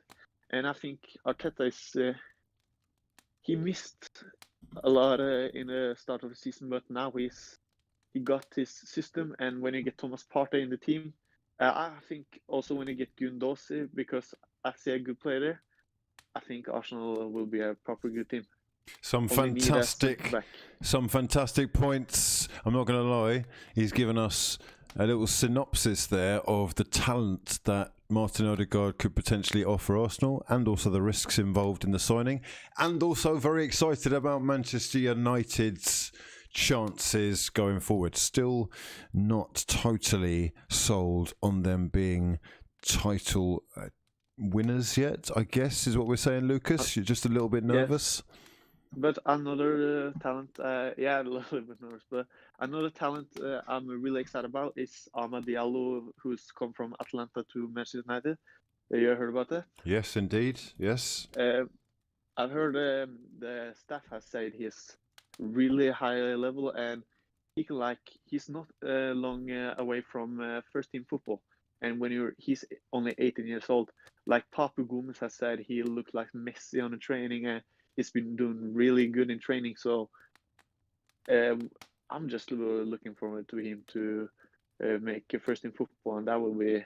I think we have a really good talent for the future. Agreed. I've seen flashes and compilations, and he looks like, amazingly exciting. So hopefully we get to see him before too long. It has been a pleasure talking to you, my fraudulent friend Lucas. I hope you call us again when things are going not so well, or even if this does continue. Of course. Or we can talk about Martin Odegaard's debut. Beautiful scenes of glorious emotion, Norwegian fans and frauds calling in. And we've got plenty more lined up, ready to go again. And this time we are going to go with, I believe we're going to go with Artie. Artie, who may well be a Tottenham fan. May well. I am indeed. I've been blessed. He's been blessed to be on the show, cursed to be a fan of the most fraudulent club in world football. How are you doing, my friend? I'm doing all right. You're struggling. I'm looking forward to Thursday. I can hear it. You're struggling. I'm struggling because of these comments. I always get bullied on this show by you. This is... By me? Yes. No, Ray. You do it to yourself. Come on. I don't know about that one. Okay, listen, I can remember you calling up and telling me how Tottenham were going to win the league and how I should take players like Højbjerg seriously. What's been going on recently, and why you're slipping so quickly into obscurity? Well, like a lot happens. Like when we were winning the league, you guys were in a relegation battle. A lot happens in like 3 months. All right, let's not forget that. Let's not forget that. Oh, the tides have turned there, haven't they? Well, we're not in a relegation. Arsenal are now 6 points behind Spurs. How does that make you feel? Arsenal, who were in a relegation battle, are 6 points behind Tottenham. Well, you can also look at it like this. We are 4 points ahead of Chelsea, who were title contenders apparently at the start of the season. So, like, come on, man. I like that. Nice perspective. How you view it changes. You know? Yeah. Why is it changed? I think it's changed because I don't know, the players I feel like they're too confident right now. You know? Oh, so they started to believe too much? Yeah, like we go one up, and like we haven't lost in ages, but we've drew a lot, and that's like worse, I guess, because if you draw from a winning position, it's just worse. So, hold on a second, right? Let me get this straight, because I watched the game against, was it Leicester, or was it Wolves, or was it Fulham? There were a few in a row that went really wrong, and he seems to be doing the same old kind of old school Mourinho thing, where you get something and then just sit. Yeah, apparently though, like I don't know. Depending on who you ask, it's either Mourinho saying to sit back at 1-0, or the players are just deciding to sit back. Oh, But I think I'm not having that. I'm not having no, that. I know. Are you It's actually like telling me that you think the players are telling Jose what to do? no. Like on the pitch, the players are just deciding to not attack as Oh, I much because they see. believe Okay. they'll sit out. They're not telling him how to play football. Come on, come on, lad. Okay. Right, we've got some big games coming up for you, and What, Liverpool? well, that is the one that we've got to look to, isn't it? Really, Yeah. 28th. What is that? 2 days away? 3 days away? 3 days away. Oh Well, boy, listen, if you lose that game to the Liverpool side that I am watching right now, who are looking like the most lackluster Liverpool side we've seen in a few good years, you're finished. You're actually going to finish behind Arsenal, and St Tottering's Day will be back. I promise you, lad. that hasn't happened in like 5 years. That's when it Oh, all mate, went downhill for you're you guys. just making the grave deeper for yourself. Listen to this. It hasn't been 5 years. How long is it since you won a trophy? How long? No. How long is it? You win a though? trophy in No, like how 2 long is months' it? time. How long all is right? it? How long is it? It's been 13 years. Oh, Right. stop it! Because that's Is this where you whip that's up the No, website? you know why I needed to know that? Because it's a year longer since the last time you called. Yeah, you've successfully made it to your 13th year, and you're worried about St Tottering's Day. Listen, No. I'm not worried. you should mentioned be. this. You should be. Why would I be worried about you guys? Because Arsenal are coming. We're coming for that ass, boy. You've picked up form. I'll agree, but like picking up form from where you're at is like not really impressive. 6 points behind Tottenham Hotspur when we Yeah, are but in the midst of our worst season in my life. Do you understand how long I've been alive? I'm old.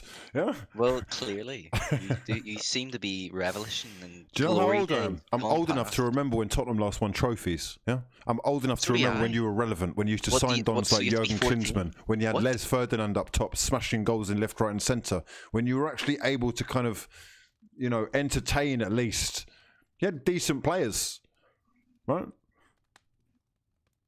I We don't know. still do have decent players. What are you saying? Like No. Ndombele, You've got some decent dons. This is your best squad for a long time, and now This is you're our best squad managing for- somehow yeah. to fraud your way out of your position. Yeah, it's almost 'cause we're like gonna I've go given you the keys, right? I've given you the We're gonna go keys to open the doors. You're going to someone else's yard. What are you doing? You've forgotten who you are, right? That's the king. You thought for a second that you were big boys. You got to a Champions League final. You got your new fancy stadium with these poxy screens. What are the screens Yeah. showing? What are they showing? You conceding It goals? says, well, if you look, the last thing they showed was we're on our way to Wembley. It was pretty. Oh, what, in the Carling Cup? Or is it the Worthington? Yeah. No, is it the milk? Coca-Cola? What is it these days? I don't even know. No one It's cares. No one cares Carabao, about which that. is like an energy drink We or something. play the kids in that, bro. Yeah? That's where Saka gets his first start. That's where not Machi, he's a UFC Don. Who's that Don who he scored one goal for United and he disappeared? What's his name? Someone's mentioning UFC players. His mind's delusional. It's gone. Literally, our soul, your mind's melted from supporting Arsenal hero life. It's soup in there. Listen, mate, Carling Cups, yeah? They don't count. You may as well say that you've won the Audi Cup. Honestly. I mean, we did win the Audi Cup. Even though it's not Exactly. really- You actually I went know, like, there. that's You the actually view. went there because you've got to go. Yeah, now, I haven't went you? there for the joke. Come on. No, but anyway, let's talk about what will be a successful season for Okay. Spurs. All right. When Carling Cup. when was that one? Is that happened already, or is this still going to be a successful season in all seriousness? Because Well, it is looking a little bit like it's slipping out of control, mate. It can be a successful season if we win Carabao Cup, we finish top 4, and we get to like semi-finals of Europa League. And like if we finish semi-finals, finals of the FA Cup, I guess, if we're still in that. But Okay. I don't know. I feel like later in the season, every team will start to suffer because if you look at like potential schedules of teams, Hmm. it's like a match every like 3 days. It's ridiculous. It shouldn't happen. Well, you're sounding like Jose now. This is what Jose says. Well, it's like what every manager says, because when like what are you gonna do if like your player has to play 3 games in a week and destroys their legs. you Okay, know, well, like- let me put this to you then. On the flip side of that, you've signed a player for around £250,000 a week, and he's played 4 Oh, games in 4 Beale? months. Yeah, Beale's What's been- happening here? 4 games, 1 goal, no assists. Is he actually massively fraudulent? Yeah. Okay, who told you that that was going to happen? I think everyone, Spurs fans, are also saying That's, it. no, that's actually fucking nonsense, mate. You all said he was going to be the second coming of Jesus. Yeah. Well, yeah, well, I didn't say that. No, you did. Yeah. Oh Gareth my Bale. gosh, I said He's gonna win potentially us a he game could be and a good. hero. Look, The man, mate, yeah, he's yeah, going yeah. bald for a start, right? That's the Oh yeah, first because thing. he's always got the bun up. Yeah, Everyone he's thinks got the bun balding. up, and it's not. No. He's got the bun up because he's balding, mate. You got to see that, surely. I mean, I do think so. Okay, he was once. Oh, he was so good to look at. Wow, I don't know what happened. He still is. He's still a handsome man. Well, I guess by Welsh standards. That's a little bit harsh, but look, he's massively fraudulent. And the fact of the matter is that we can look at the game itself, or we can look at the fact that he's got pinned back ears, right? And that in itself means you're a fraud, right? Because you just can't actually be yourself. Now, I understand that might have been difficult, but look, people thought that he was a player that he hasn't been for quite some time. Yeah, So like he hasn't played football, like consistent football, for about 2 years, and everyone thought he was gonna show up and be like prime Gareth Bale that we sold to Real Madrid, and you're like, I don't think you guys understand anything. okay, well, You know, it's just the hype. Like when he signed, I was like, "Yo, Bale's back. That's like cool." We only have him for a season, thankfully. You know, then he goes back to Real Madrid. Then he goes off to. well, look, he might have been going back sooner. Did you hear the little thing that he had with Jose saying? Oh, the clip where it was like, "Keep playing like this," or it's like, "You want to go back to Real Madrid?" Yeah. Do you want to go back to Real Madrid and play no football, or do you want to stay here and play no football? Yeah, I don't know if he's talking to Bale or. Oh, who Remy. else is he talking to? Well, we also He's not have talking two to the left Real back, is he? Madrid Because he players. actually plays football. Yeah, but if he goes back to Real Madrid, he won't play football for some reason. Okay. All right. Okay. But he could be talking to Bale there. I do agree. Okay. So you've got injuries to Lo Celso, injuries to Dele Alli as well. Went down recently, didn't he? Does that mean Dele Alli Yeah. isn't going to end up going to PSG? Probably at the end of the season, he might, depending on how much we get for him. Is he finished at the highest level, or what? At the highest level? Yeah, the Like highest level. Premier League level? Well, that is the highest level, isn't it? Are you telling me going to PSG is a high level? I mean, they have Champions League football, I guess, like right now. Yeah, but I mean, like, come on, man. Champions League finalists, but we're not actually saying that they're playing a consistently higher level of football than Tottenham are they? Even though Tottenham are Tottenham. Do you know what I mean? I guess it is the French league. Like That's what it's I mean. very- Come on, man. Is that a good move for him, depends. even? How much? If he wants to play football, well, then if he does go to PSG, he's with Pochettino, which is like his, I guess, the manager that made him the player he was.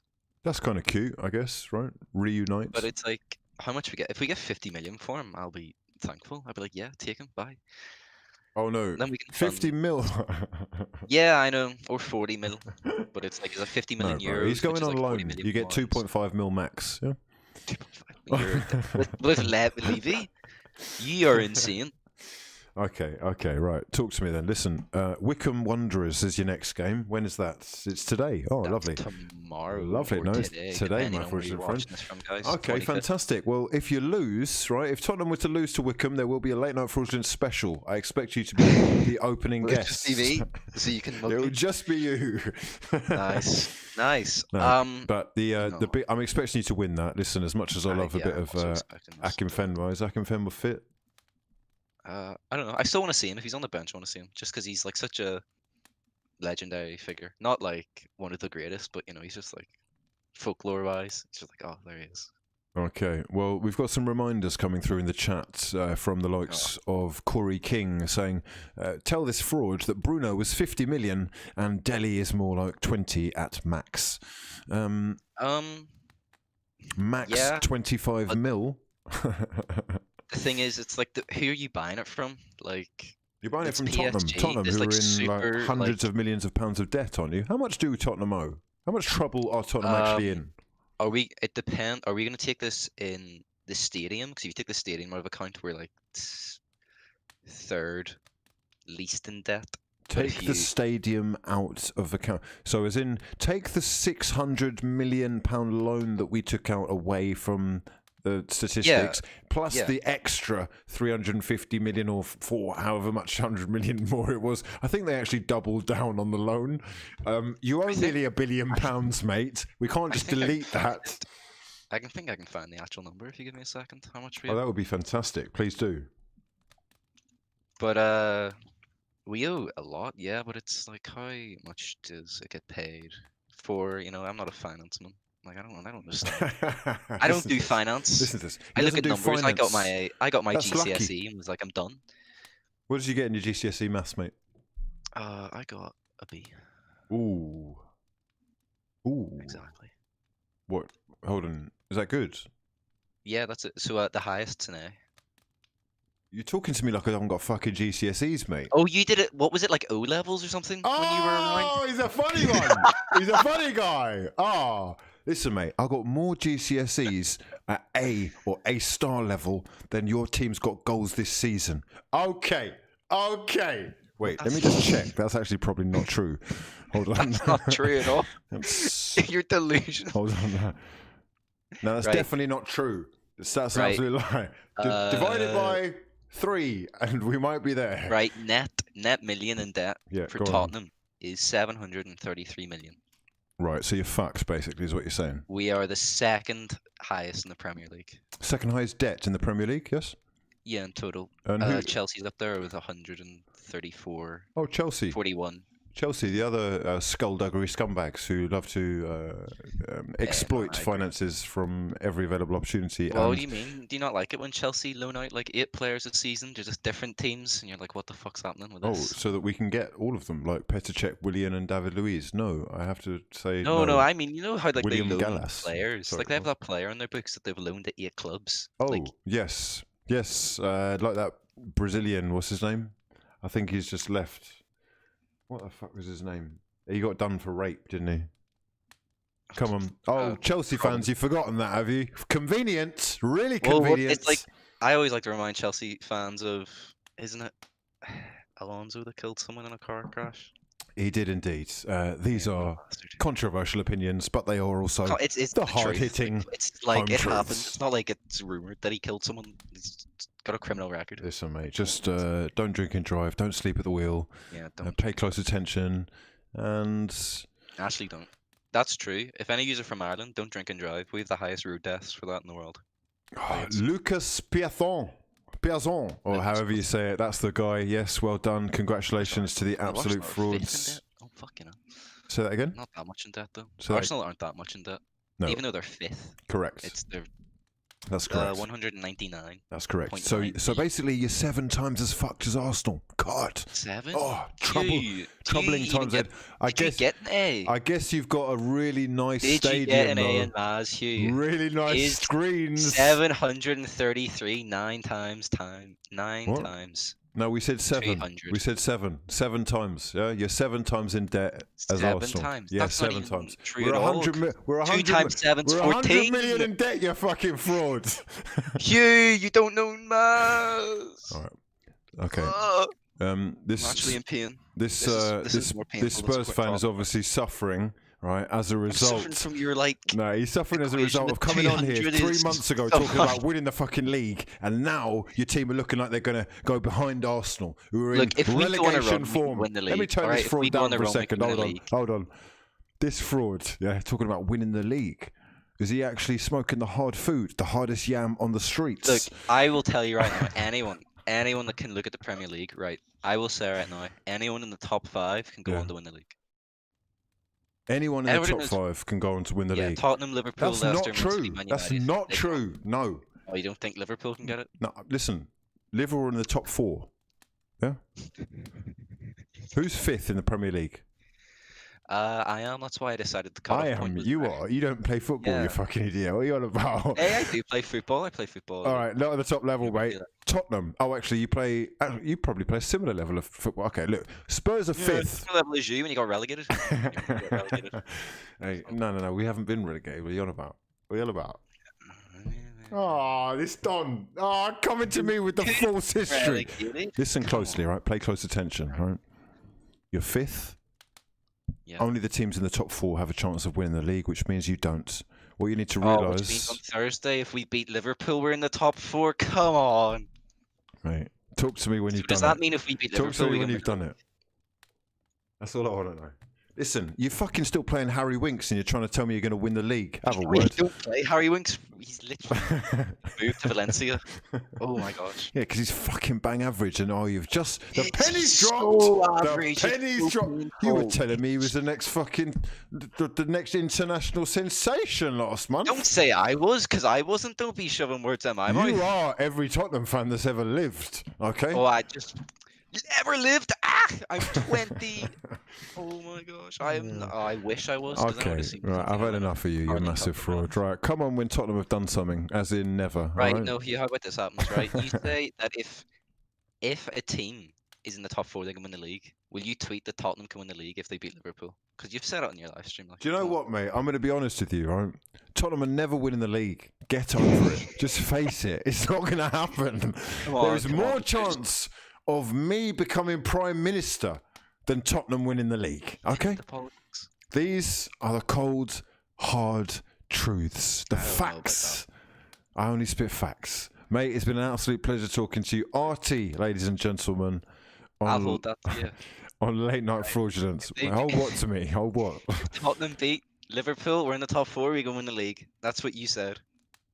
Well, near enough, that's what you said. You Mate, said any team in the top 4 can win the Premier League. so quite if we- literally isn't what I said, but I respect That is it. what you basically said. Okay.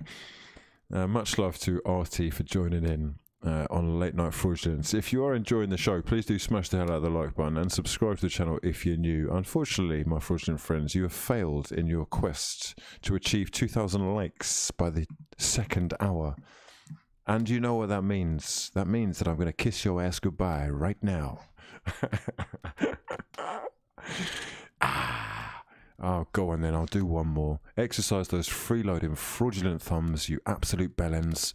I am sitting here slaving over no espresso at 2 a.m, giving you all my energy. And I am What you saying, bro? joined by Ill Mind of Callum all the way from way up north to talk more fraudulence. My So, friend, how are you tonight? Extreme fraudulence. First of all, I'd just like to apologise.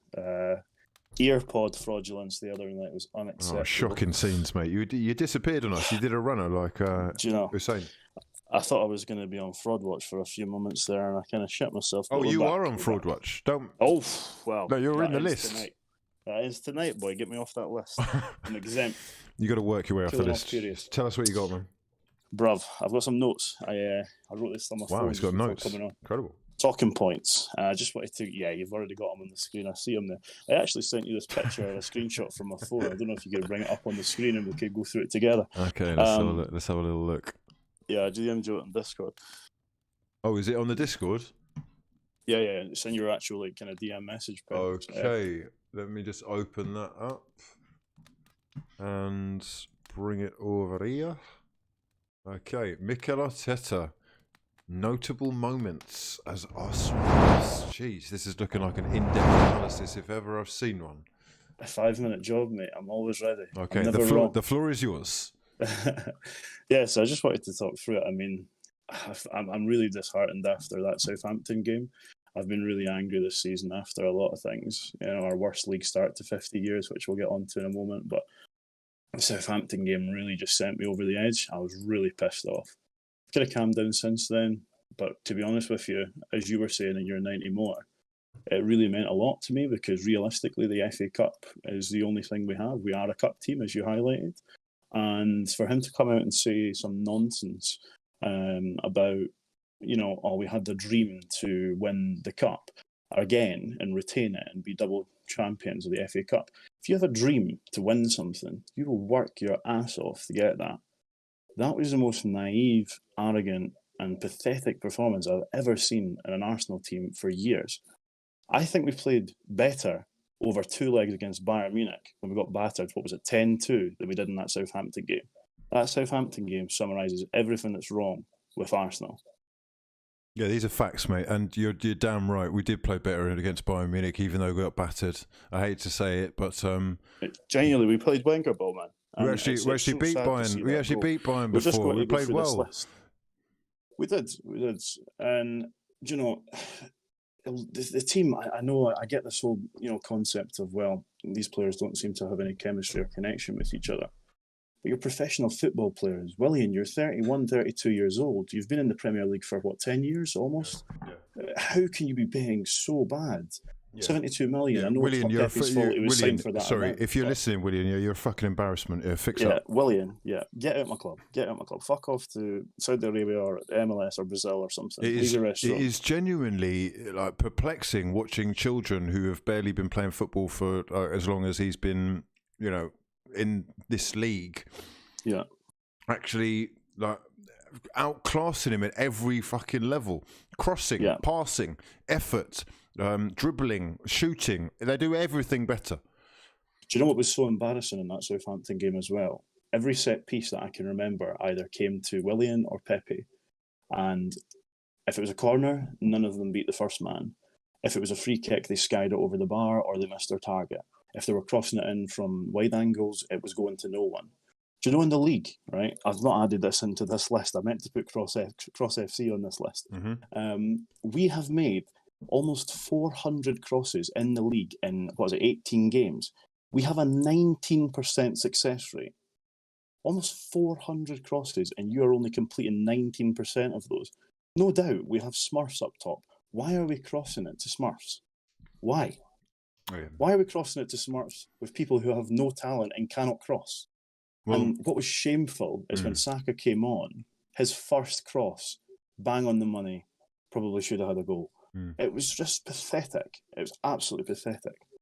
It's actually embarrassing, I'm worried about what I've seen from Pepe, if only because, he created a couple of chances. I think he actually created more than anyone else. Yeah. Against Southampton, but that in itself is being used as some kind of, I don't know, like something we should be proud of. Like I'm supposed to get fucking excited about the fact that he's crossed the ball in 3 times, because I know how they define a chance created. It's a cross. Yeah, it's a cross you had a touch into of the ball. You had a touch of the ball. Oh, you got the ball and you crossed it. Oh, fucking hell! 72 mil. Oh, okay. Hold on a second. It's not just him.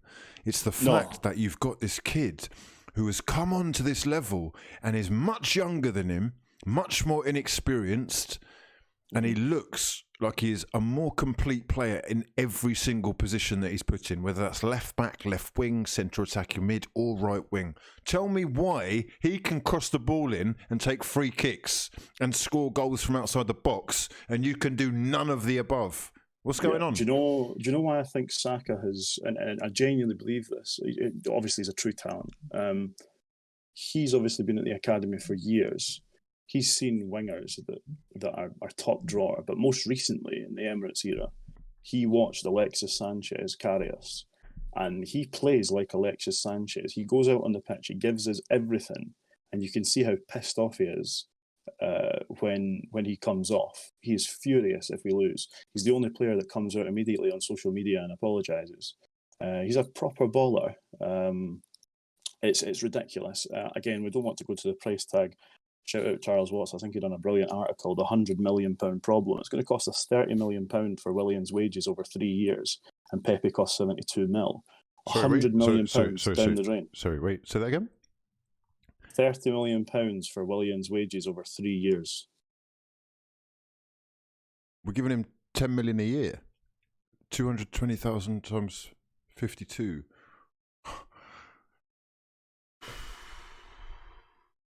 How are we going to get rid of this problem now? Well, if we go through this post very quickly. You go for it, man. Sorry, you hit me with it. It's just this. I keep hearing his name. Yeah.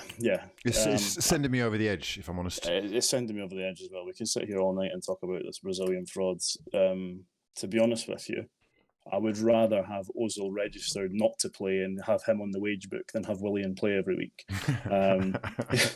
So, that's how bad it is. I've never had a situation where I wanted a player that's getting almost 400k a week to come back to my club to not play rather than have someone earning 200k and play every week.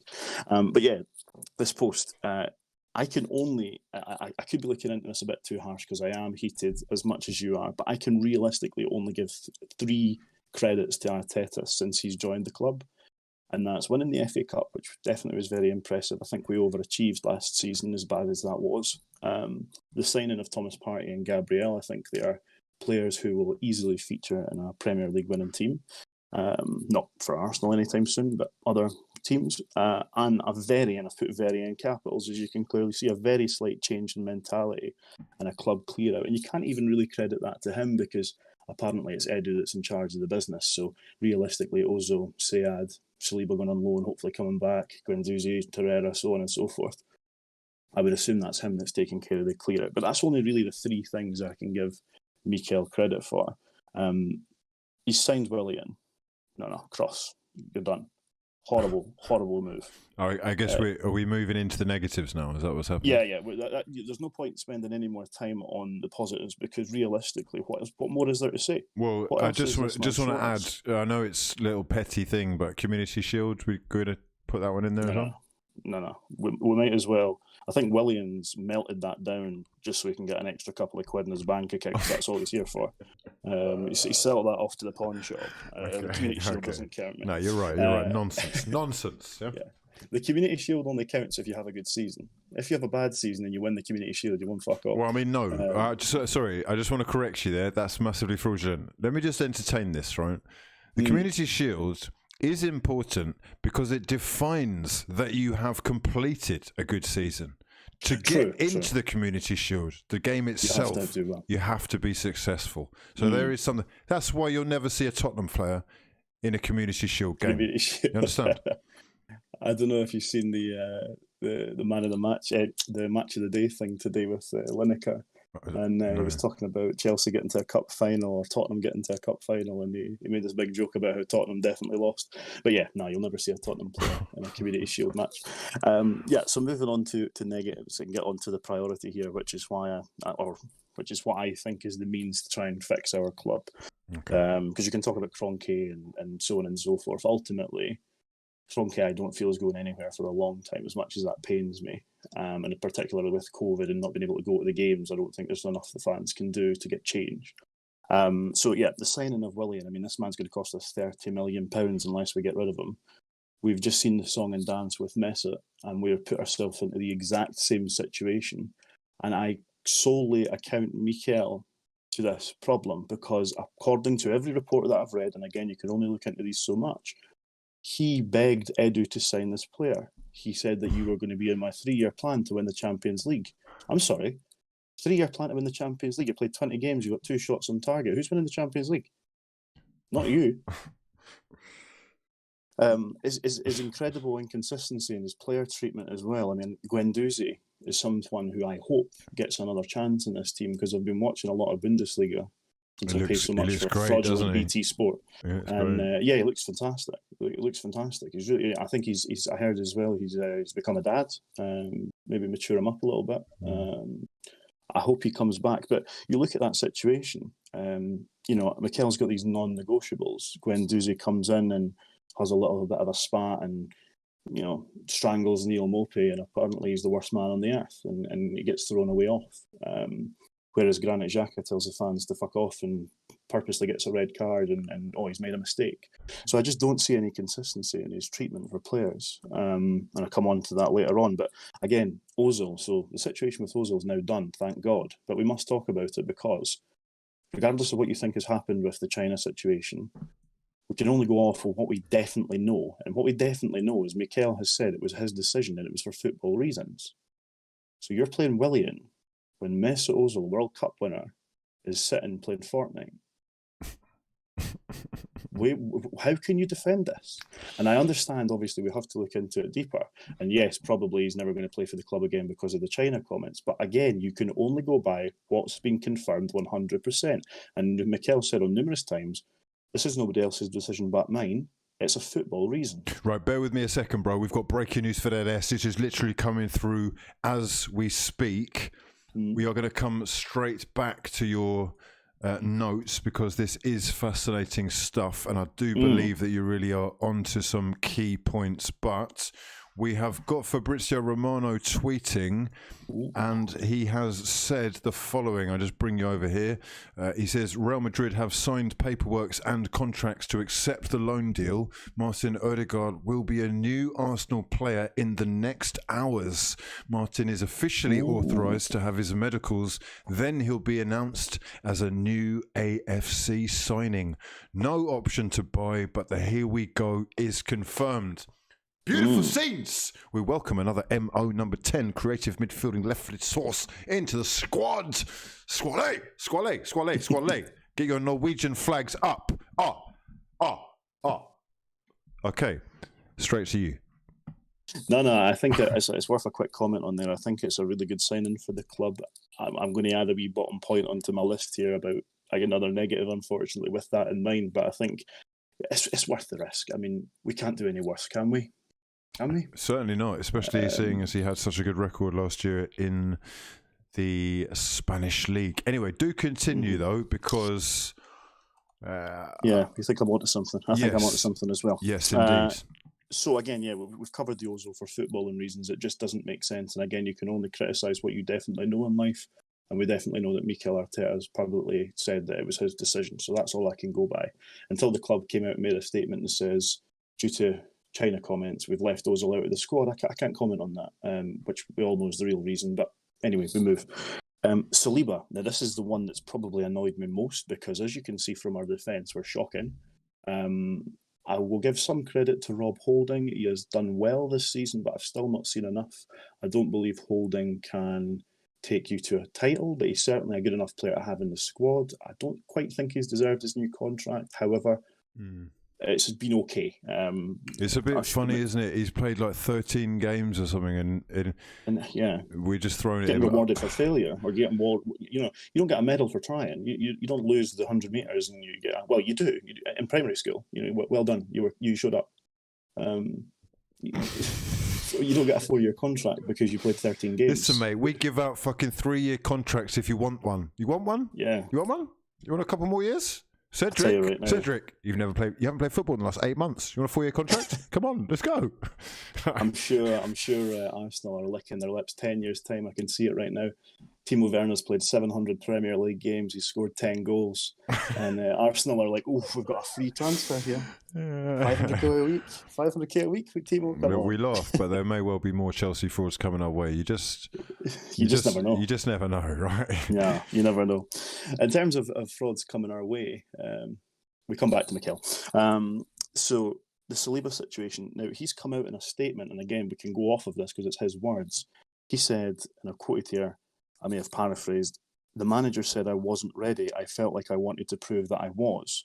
Now, we had all this, paper talk and this rumour about he's lost his parents, which obviously it was true, but was that the reason why, and so on and so forth. He's come out after the move to Nice and said, I wanted to play. What more could you want from your youngster? If I was a parent and I had passed on, I would want to see my son doing what he loved. And he wanted to prove that he was good enough. Who are you, Mikel? You are Pep's Cohen man, and you've come to us and done reasonably well in your first 6 months. You're playing Willian every week. How can you say that he's not good enough and he's not ready? You're playing Willian every week. You can't pick a team. You're playing Eddie Nketiah. I swear, Eddie Nketiah, Hector Bellerin, and Granit Xhaka are all Mikel Arteta's illegitimate sons.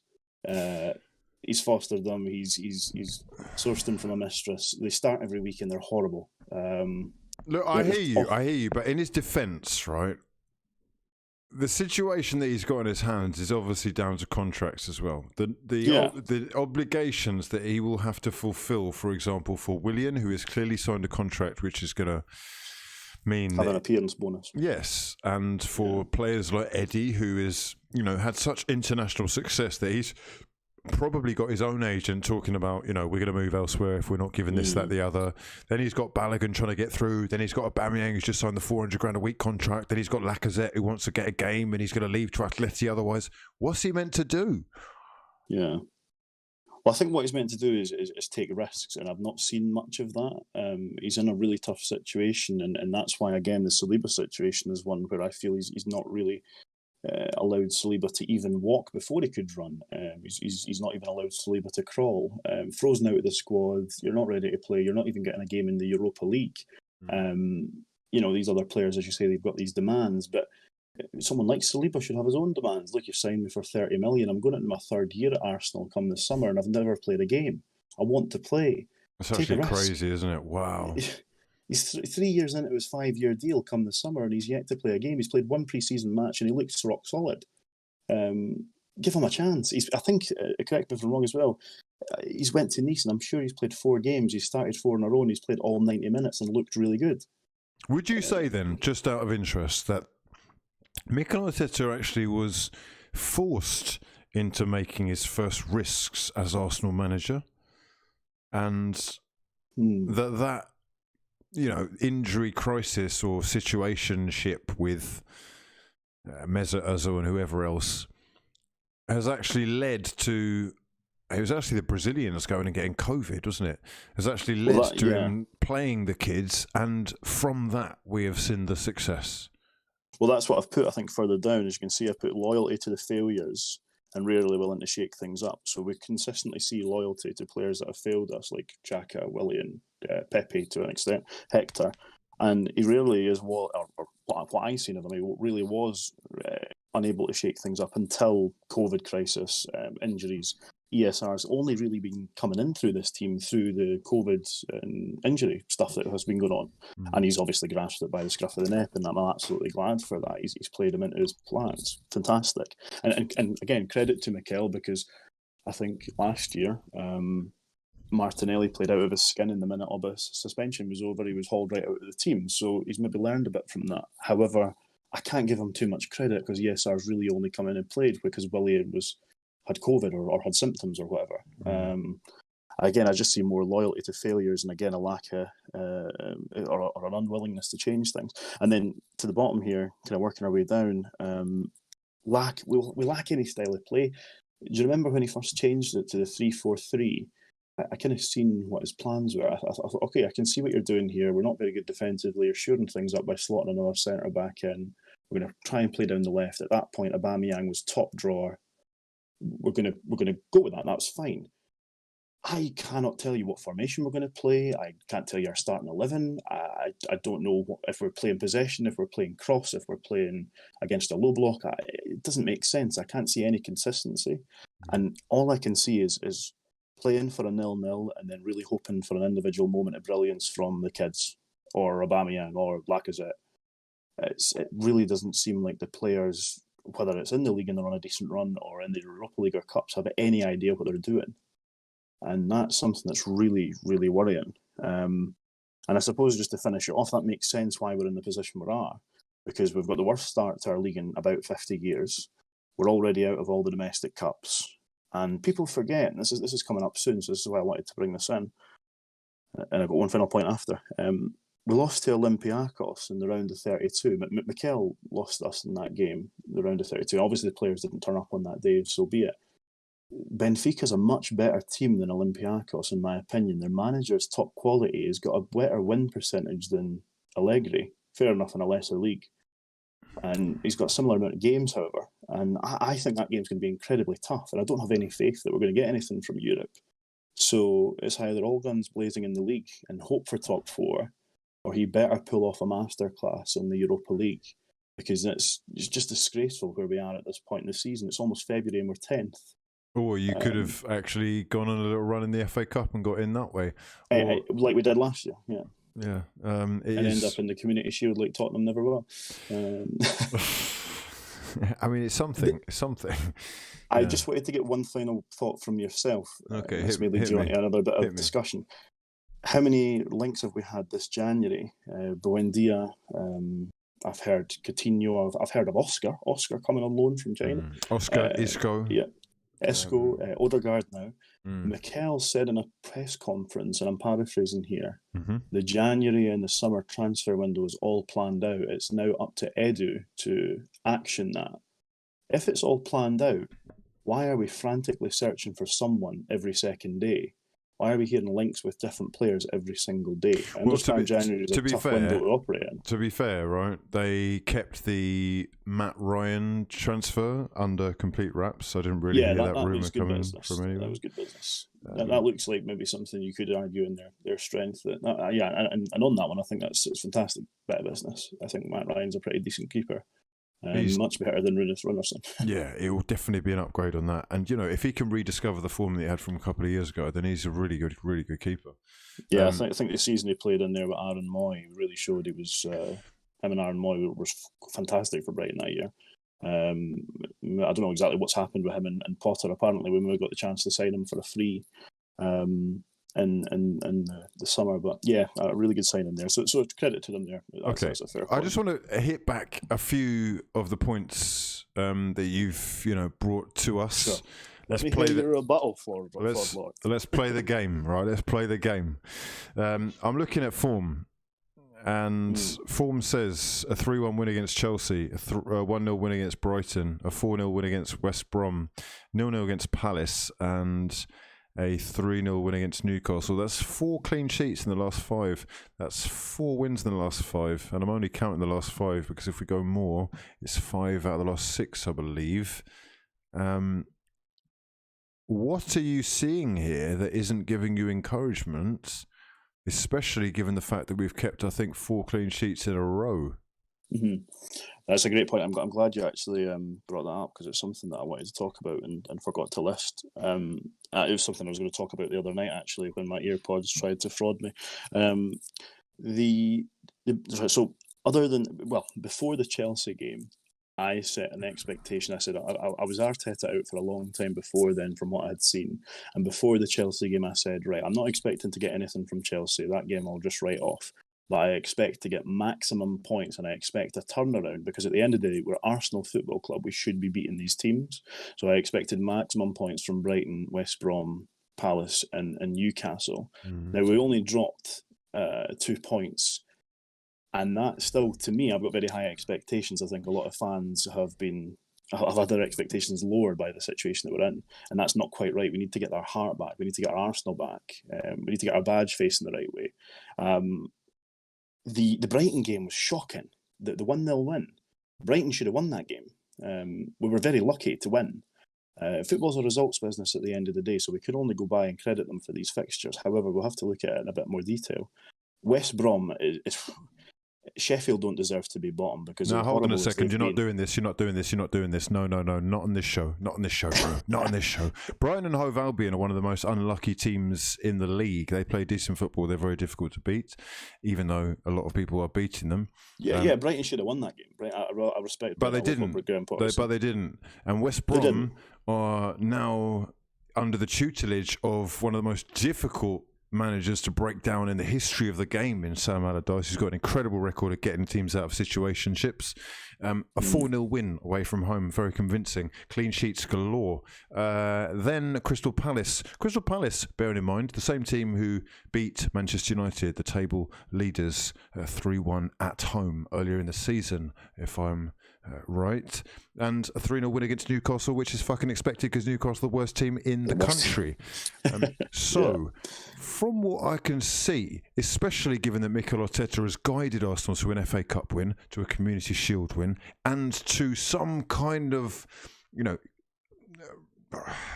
some kind of remnants of positivity in some way. I see what you're saying, yeah. There is, to me, at least a little bit of an inkling that it may well not just be his fault, and that these complications that contractual obligations often leave clubs in are actually making him look worse than he is. Because I'm sorry to say this, but if we have more talent at our disposal, we get more points. And if we have more competition for places and not fucking twats who are just happy to sit and collect wages and who don't think that it's a big deal that they can't beat the fucking first man on a cross. If we didn't have too many of them and we had more hungry dons who want to win stuff and are coming to the league to make names for themselves, not collect fucking pensions, we would probably not be criticising Arteta as much as this. So for me, he needs a couple more windows. Sorry. He needs at least a window where he is backed fully and we can replenish this squad, because there is too much of what I have come to know as fraudulence. Yeah. Whether that is the goalkeeper, the right back, the centre back, one of the left backs that may have just left, and the fact we haven't got another one, the midfield in general. Look, I can go front to back and tell you that there's a whole bunch of wasters who have been bleeding this club dry for way too long. If we start to see the resurgence of life in this shirt, like we have with Saka, Martinelli, Smith Rowe, with Gabriel, with, you know, even Holding, I've got to say, he's kept 5 clean sheets recently. I think it's in the last 6 games. That hasn't happened for 8 or 9 years. No, absolutely. It's impressive. The only thing I would say in that regard, to kind of rebut what you've just said, and you've brought up a fantastic point there. You know, it's Premier League, every game's difficult. But these teams that we have beaten, other than Chelsea, in these last kind of, 4 or 5 games, are teams that are around us, and we should have the expectation to be coming away with maximum points. I think that the next 6 games, or essentially until March, we don't have an easy fixture at all.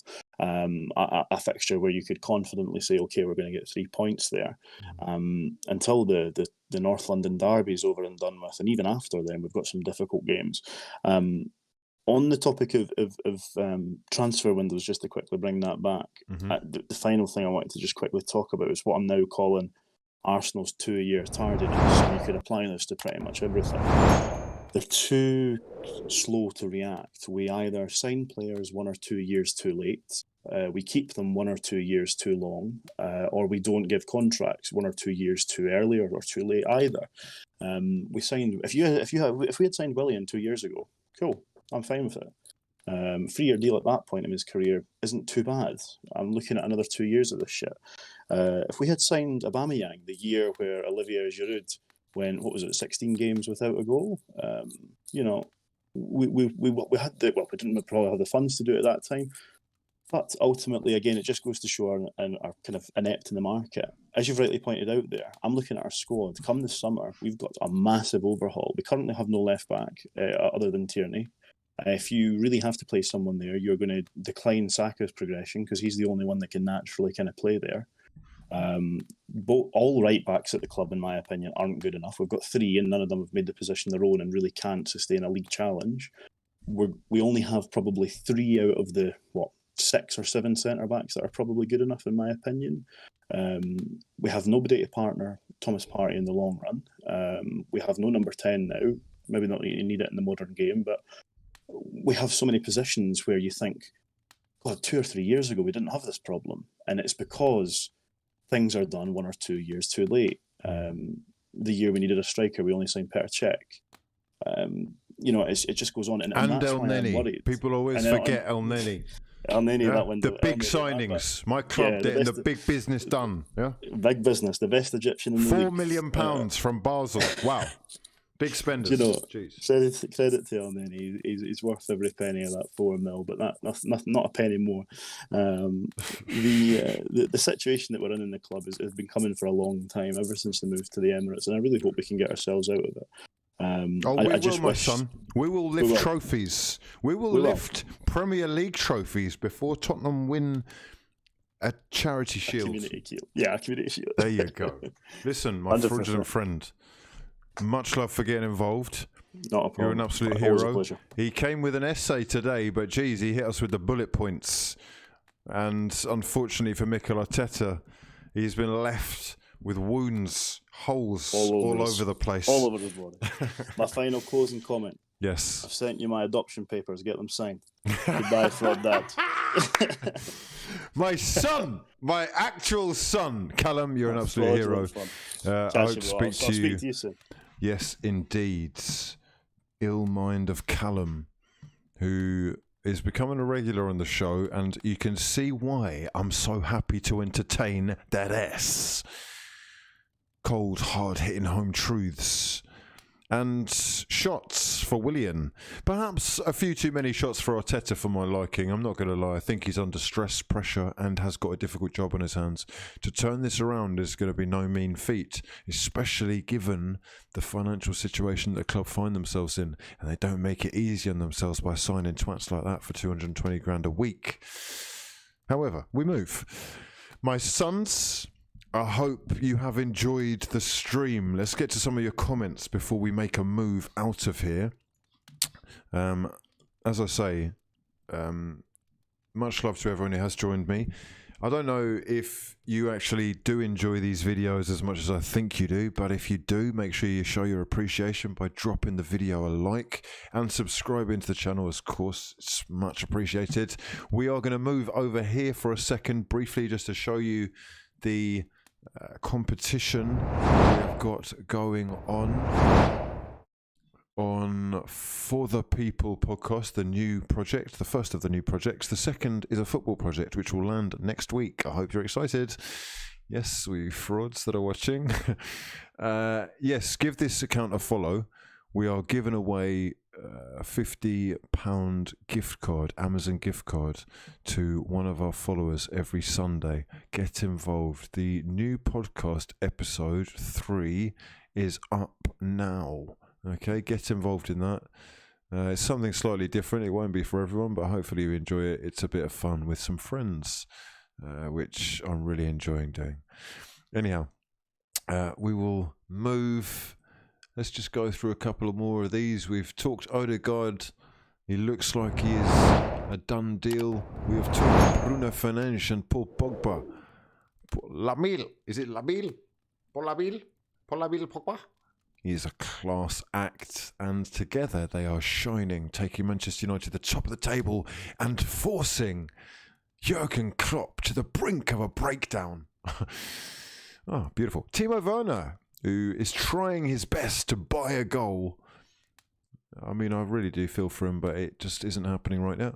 Frank Lampard, however, guiding his Chelsea side to a 3-1 win over Luton Town as Arsenal fall out of the FA Cup, with Hassan Hüttel's men getting a 1-0 win, and Southampton are next for Arsenal in the Premier League. It should be a good one.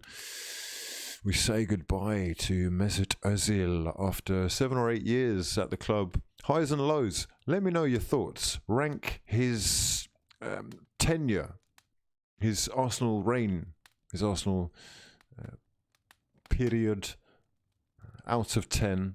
Let me know what you think he achieved. I think he won 4 FA Cups, couple of Charity Shields, couple of. Got to a couple of finals that he lost, a couple of semi-finals as well. That 170-odd, 20-odd assist season is the one that people remember. 70-odd assists altogether. Pep Guardiola is guiding Manchester City back to the brink of a title challenge. They are definitely my favourites right now. I have to say that, sorry. Even though United will be there or thereabouts.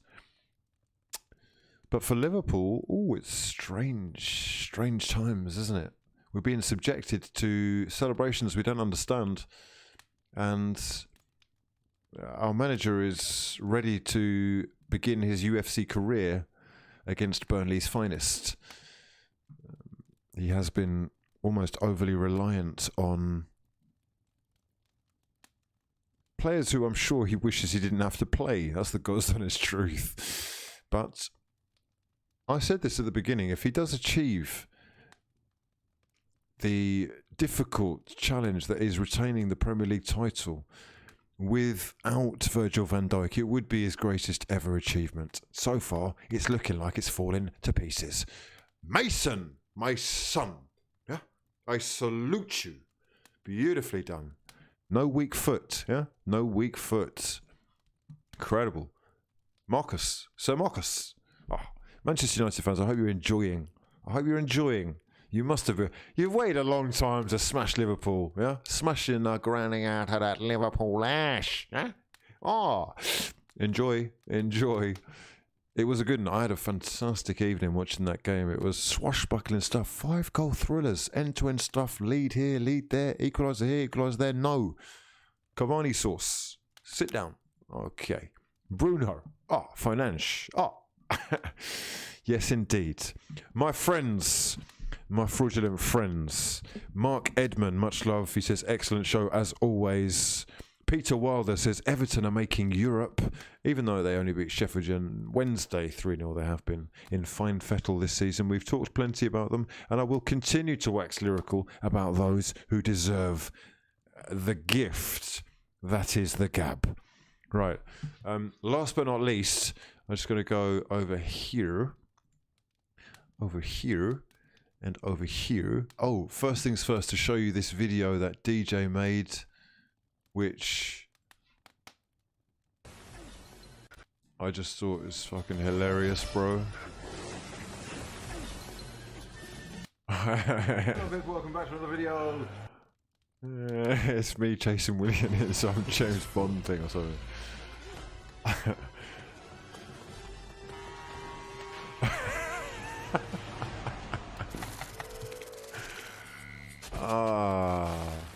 Amazing. If you've got any artwork or anything like that you want to send me, I'll feature them or post them on Instagram. Much appreciated.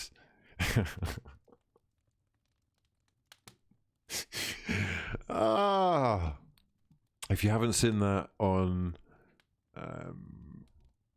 what's it called? If you haven't seen that on, or properly on the video, on this video on YouTube, you can go and watch it on my Twitter. That is very entertaining. Classic stuff, DJ. I'm also going to follow some massive friends who have supported the stream tonight. They're all massively appreciated, but especially Joey the Wellesian. I'm already following you. I know that you're a massive fraud. Is that a Sopranos? Is that a Sopranos thing? Right, let's go and have a look. Kusal, thank you so much for showing the Fraud Gang love. Your fraud father is massively, massively appreciative. Ab Singh, Glorified Square. Dylan Oldfield. Rune Heitman. Jody Meaton, Luke Harrison, and Josh Lineker. Oh no, Josh, you're sorry, I'm unfollowing you. No, I'm unfollowing you, mate. Sorry. Your surname is spelt fraudulently. Lineker? Josh Lineker. Oh, fuck it, I'll let you off. Go on then. Right, that's too lot for today. That is the way we do things around here, my fraudulent friends. If you do show your boy support, I will get involved in your conversations as well. Much love to everyone who has joined us on this sensational episode of the nation's favourite late night phone in, the nation's favourite football phone in, the phone in for the true baller, the true football fan. If you have enjoyed the stream, please do me the honour of smashing the hell out of the like button and subscribing to the channel if you're new. But for now, my name's been hughwizzy, and this has been interrupted by Isaac Blackburn. He says, Wizzy, remember me? Grime beat sampled on. Told you a few weeks back, Jurgen Flop. Talk to me now, baby. Jesus. He said, not so early to call him this now, is it? Well. Jurgen, mates. You know, it's funny, right? It's very funny how life works. I called him a fraud for so long. The success became undeniable, and no Liverpool fan will ever have you calling Jurgen Klopp a fraud after their 30-year wait for a title, after more Champions League glory was brought to their doorstep. But for the neutral, we have been watching closely, scrutinising every move, every breath that you take. And as Sting so eloquently put, what did he say? Actually, I can't remember the fucking words. What did he say? Every move you make, every smile you... Listen, every point you drop, I'll be watching you. Yeah? My sons. Dear. For now, though, I'm going to love you and leave you. My name's been hughwizzy, and this has been a lot of fun. My sons, there is a public service announcement coming. Don't.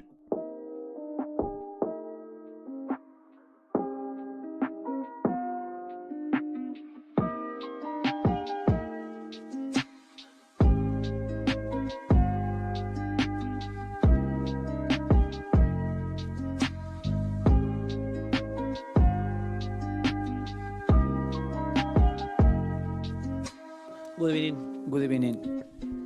Gang, gang, gang.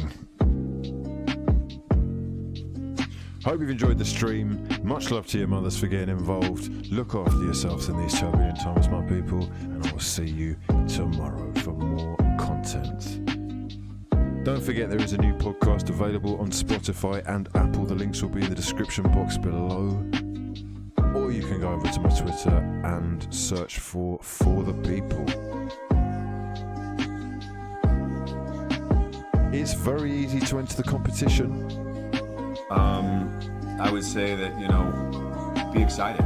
All you got to do is follow the For the People podcast Instagram. We're giving away a £50 Amazon gift card every Sunday. And the first winner has been announced in today's video. Get over there and check it out. I'll see you.